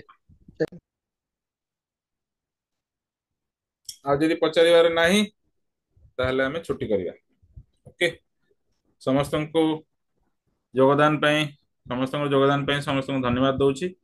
ଆପଣଙ୍କର ଯେମିତି ନାମଧ୍ୟାନ ଟା ଭଲ ହବ ସେ ଦିଗରେ ମୋର ପ୍ରୟାସ। ମୁଁ ମାନେ ଜଣେଇଲି ବୋଲିକିରି ଆପଣ ହେଇଯିବ ବୋଲି ମାନେ ନାହିଁ, ଆପଣଙ୍କ ଚେଷ୍ଟା ହିଁ ଆପଣଙ୍କ ଫଳ ଆଣିବ, କିନ୍ତୁ ମୋର ପ୍ରୟାସଟା ତ ମୁଁ କରିବା ଦରକାର, ମୁଁ କରିଚାଲୁଛି। ହଉ, ରହିଲି ସମସ୍ତଙ୍କୁ, ଜୟ ଗୁରୁ। ଜୟ ଗୁରୁ। ଆଜ୍ଞା ଜୟ ଗୁରୁ ଜୟ ଗୁରୁ। ଆଜ୍ଞା ଜୟ ଗୁରୁ।